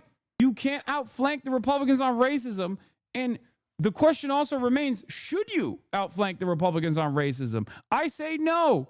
It blows my mind that there are still so many well-educated liberals who keep pushing this fucking argument. Like, we got to expand the tent to the racists. It's like, yeah, we do, but just not in the way that you think. Of course we have to get votes from racists. I agree. A lot of Americans are racist. Of course we got to get votes from transphobes. I agree. A lot of Americans are transphobic. You just don't do that by being transphobic, because no transphobic person is going to vote for you. They're going to go for the real transphobia party. They're going to go for the real racism party. You get them on your side by offering them things that they need. This is how democracy fucking works. And little by little, you convince them that this transphobia shit's also irrelevant to your life, okay? You underestimate how many just want racism and transphobia. I'm not doing that at all. Of course, there are a bunch of fucking delusional, hateful losers out there who are like, no, I want fucking transphobia more than anything else. Who gives a shit? The number of people who are primarily invested in that, in the absence of any sort of Democrat messaging that they can align with, seems consequential. But if there was a left flank party that was simply saying, dude, Medicare fraud, that's what I'm about. I'm going to give that to you. I'm going to give that to you no matter what. A lot less people would find themselves being singularly focused on transphobia, because they would recognize that that shit doesn't actually move the needle. That shit doesn't actually improve their lives at all. Ironically enough, this is a limitation with Ta-Nehisi's assessment as well, because he too is also a liberal, but I don't know where he is on this issue nowadays. Okay? Alice Goldman says, so much ground on basic human rights has been lost in the past 10 years thanks to the Democratic Party consistently trying and failing to woo Republican voters. Notice he didn't put anything in the table that might materially harm him in any ways, a losing strategy. Also, as far as like tacking to the right from his position, there is a gimme right there. It's called saying fuck Israel. And I've never heard Ezra Klein say Democrats need to be on the fucking mountaintops screaming about how Israel sucks dick. Okay? Because that's the broadest coalition that you can win over, for the record. And I hope Ta-Nehisi actually brings that up to him, because honestly, that's a fast pass right there. That's easy street, baby. You come out and you're like, we're the fuck Israel party. We are going to decouple American foreign policy from Israel. Enough is enough. Whoo, god damn. Think about how much you would win in that process. Why does Ezra never talk about that? I don't know. He alludes to it every now and then, but it's a very limited approach. Now, what's interesting, once again, is that abortion doesn't impact him. And yet he has no issues presenting pro-life Democrats as an alternative in red states to win elections.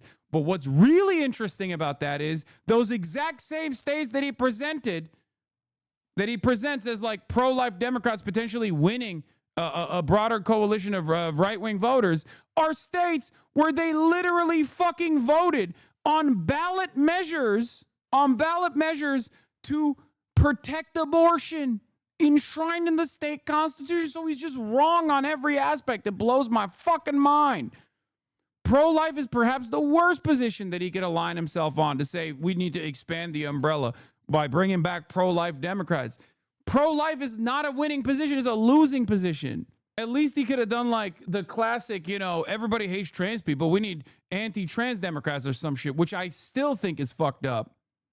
Which I still think it's unacceptable and fucked up, because you're not going to win any favors with anybody by doing that, as I've assured you, as I've explained to you already, because there's always more anti-trans messaging that will come from the other side. This is at the heart of the problem. This is the problem at the core of the Democratic Party, okay?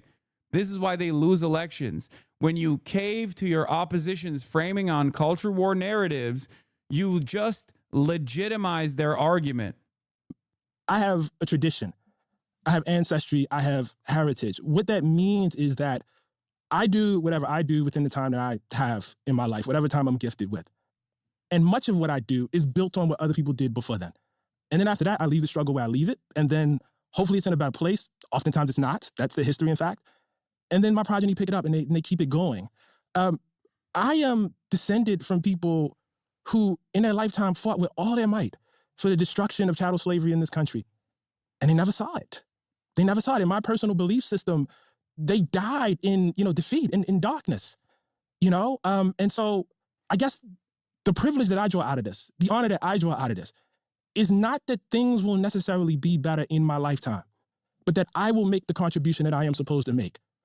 The fact of the matter is, as horrifying as, that the killing of Charlie Kirk was, and as horrifying as the feeling is, this moment that we are in, an era of political violence, and I don't want to sound flip here. Not to be mean, but Ezra's problem is whiteness. Oh, dude. I mean, not to get all like 2016 BuzzFeed with it, but like, yes. No, 100%. Because like, I have noticed that like the broad majority of like the liberal commentariat that had Ezra's style reflections on Charlie Kirk's background and Charlie Kirk's political output do unironically come from that same inability to address like the dehumanization that came along with Charlie Kirk's narratives. I mean, it's true. It's true. Now, this doesn't mean that there aren't white people who also had the same opinion of Charlie Kirk as Ta-Nehisi does. Of course, there are, myself included. But like, it is clear that I think it's an inherently reactionary tendency to refuse. It's an inherently reactionary tendency to like refuse to think about the impact that this has on groups of marginalized communities that you are so easily discarding. Okay, that's what this is. Violence is the norm for Black experience in this country. It just is. I don't even mean like the Malcolm X, Martin Luther King variety of it, right? Which is the norm too. You would be hard pressed to have a conversation with a Black person in this country that is a descendant of slavery and not have them be able to reach maybe right here or to tell you themselves, look, my uncle, my grandfather, my great-grandfather, they lived in a small town in Mississippi, in Tennessee, in Alabama. They got into some sort of dispute with a white man, and either they were lynched or we had to run. Political violence runs through us. It is our heritage. Is that good? No. Do we valorize it? Absolutely not. Do we minimize it? Absolutely not. But a life free of it is not a thing that's really in reach in my time. Sometimes I think that having a historical scope that wide can make the present too deterministic. So to me, I look at the last, 8, 12 years. And what I see having happened is we, the coalition I am in, the things I believe in, lost ground. And people determinedly worked to make that so. Charlie Kirk worked to make that so successfully, right? I think that when he began going to college campuses and putting out a sign at a table, what he was eventually going to build was not obvious, right? I think he worked. I think he was a successful political actor. And I think that from when in 2016, we lost to Donald Trump the first time, very narrowly, won the popular vote, right? And then in 2020, we almost lost to him and began seeing we were losing a bunch of voters we thought we were fighting for, right? Losing more working class voters, losing non-white voters, right? Something was changing, but we won, so okay. And then in 2024, we really got our asses handed to us. And we let a much more dangerous form of politics fully erupt. And I think that reflects strategic decisions they made. I think it reflects decisions we made. So I think for me, it's not enough to say we lost, there are backlashes, sometimes you lose.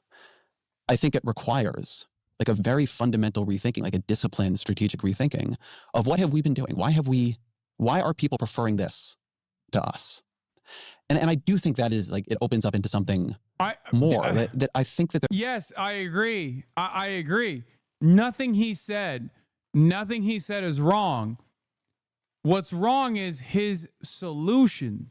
Yeah, of course, in the aftermath of a fucking major political defeat against a party that has historically, in the last 3 decades, never won a fucking a popular election victory with one exception. Of course, it's important to reflect on it. You're not really saying much when you say that, though. You're saying that there must be an autopsy conducted. Yeah, no shit. The issue that I have with Ezra Klein is not that he wants to conduct an autopsy on how the Democrats lost. The issue that I have with Ezra Klein is that his autopsy is wrong. There is a practice of politics here that in a narrow sense I was talking about Kirk, but in a broad sense reflects to something that I thought was going to be an argument stretching across the show for like a year, right? I think more of it came out in this than I had intended probably. But I think in many ways we've stopped doing politics. We've written a lot of people off. And in writing them off, we are losing and we are unable to protect ourselves, unable to protect them, just unable to make good change in the world. Can you say more about that writing them off, please? Yeah. Why don't we start it here if we want to talk about writing them off? I've been obsessing recently for a piece I've been writing about the Hillary Clinton deplorables comment, and I want to play it. You know, you can put half of Trump supporters into what I call the basket of deplorables, all right? She was right. She was fucking right. She was goddamn right. Okay. Oh, yeah. Okay, I'm joking. You shouldn't. Sometimes, even if you're right, you shouldn't say those things. Also, especially if you're someone as patently unlikable as Hillary Clinton, you should never say those things. The racist, sexist, homophobic, xenophobic, Islamophobic, you name it. And unfortunately, there are people like that. And he has lifted them up.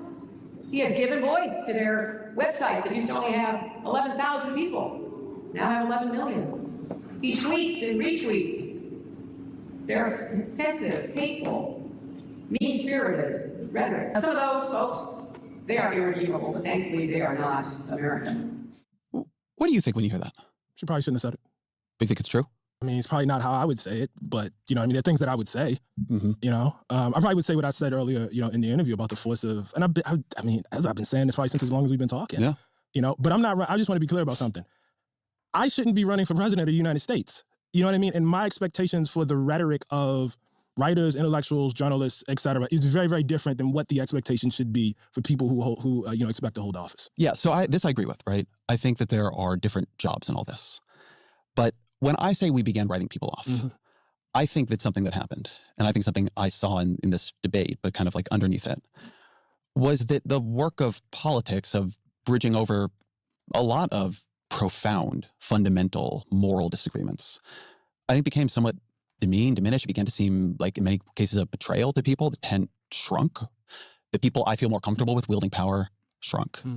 And I think what Clinton was saying there came from somewhere. It came from, you know, the sort of culture that had emerged. It got worse over time. And then I think it really contributed to us losing. And meanwhile, this is why when I say, like in that initial piece, there was something that I respected in what Kirk was doing, like going in, having debates, using them opportunistically. A lot of people throwing back at me that, oh, he wasn't debating to find truth. Of course he wasn't debating to find the truth. He was doing politics. He was trying to persuade people. And I've watched on our side, not opportunistic engagement, but a lot of, I would say, counterproductive disengagement. The other side of the story about like writing people off that I find to be so silly, because this is like intra-liberal conversations taking place.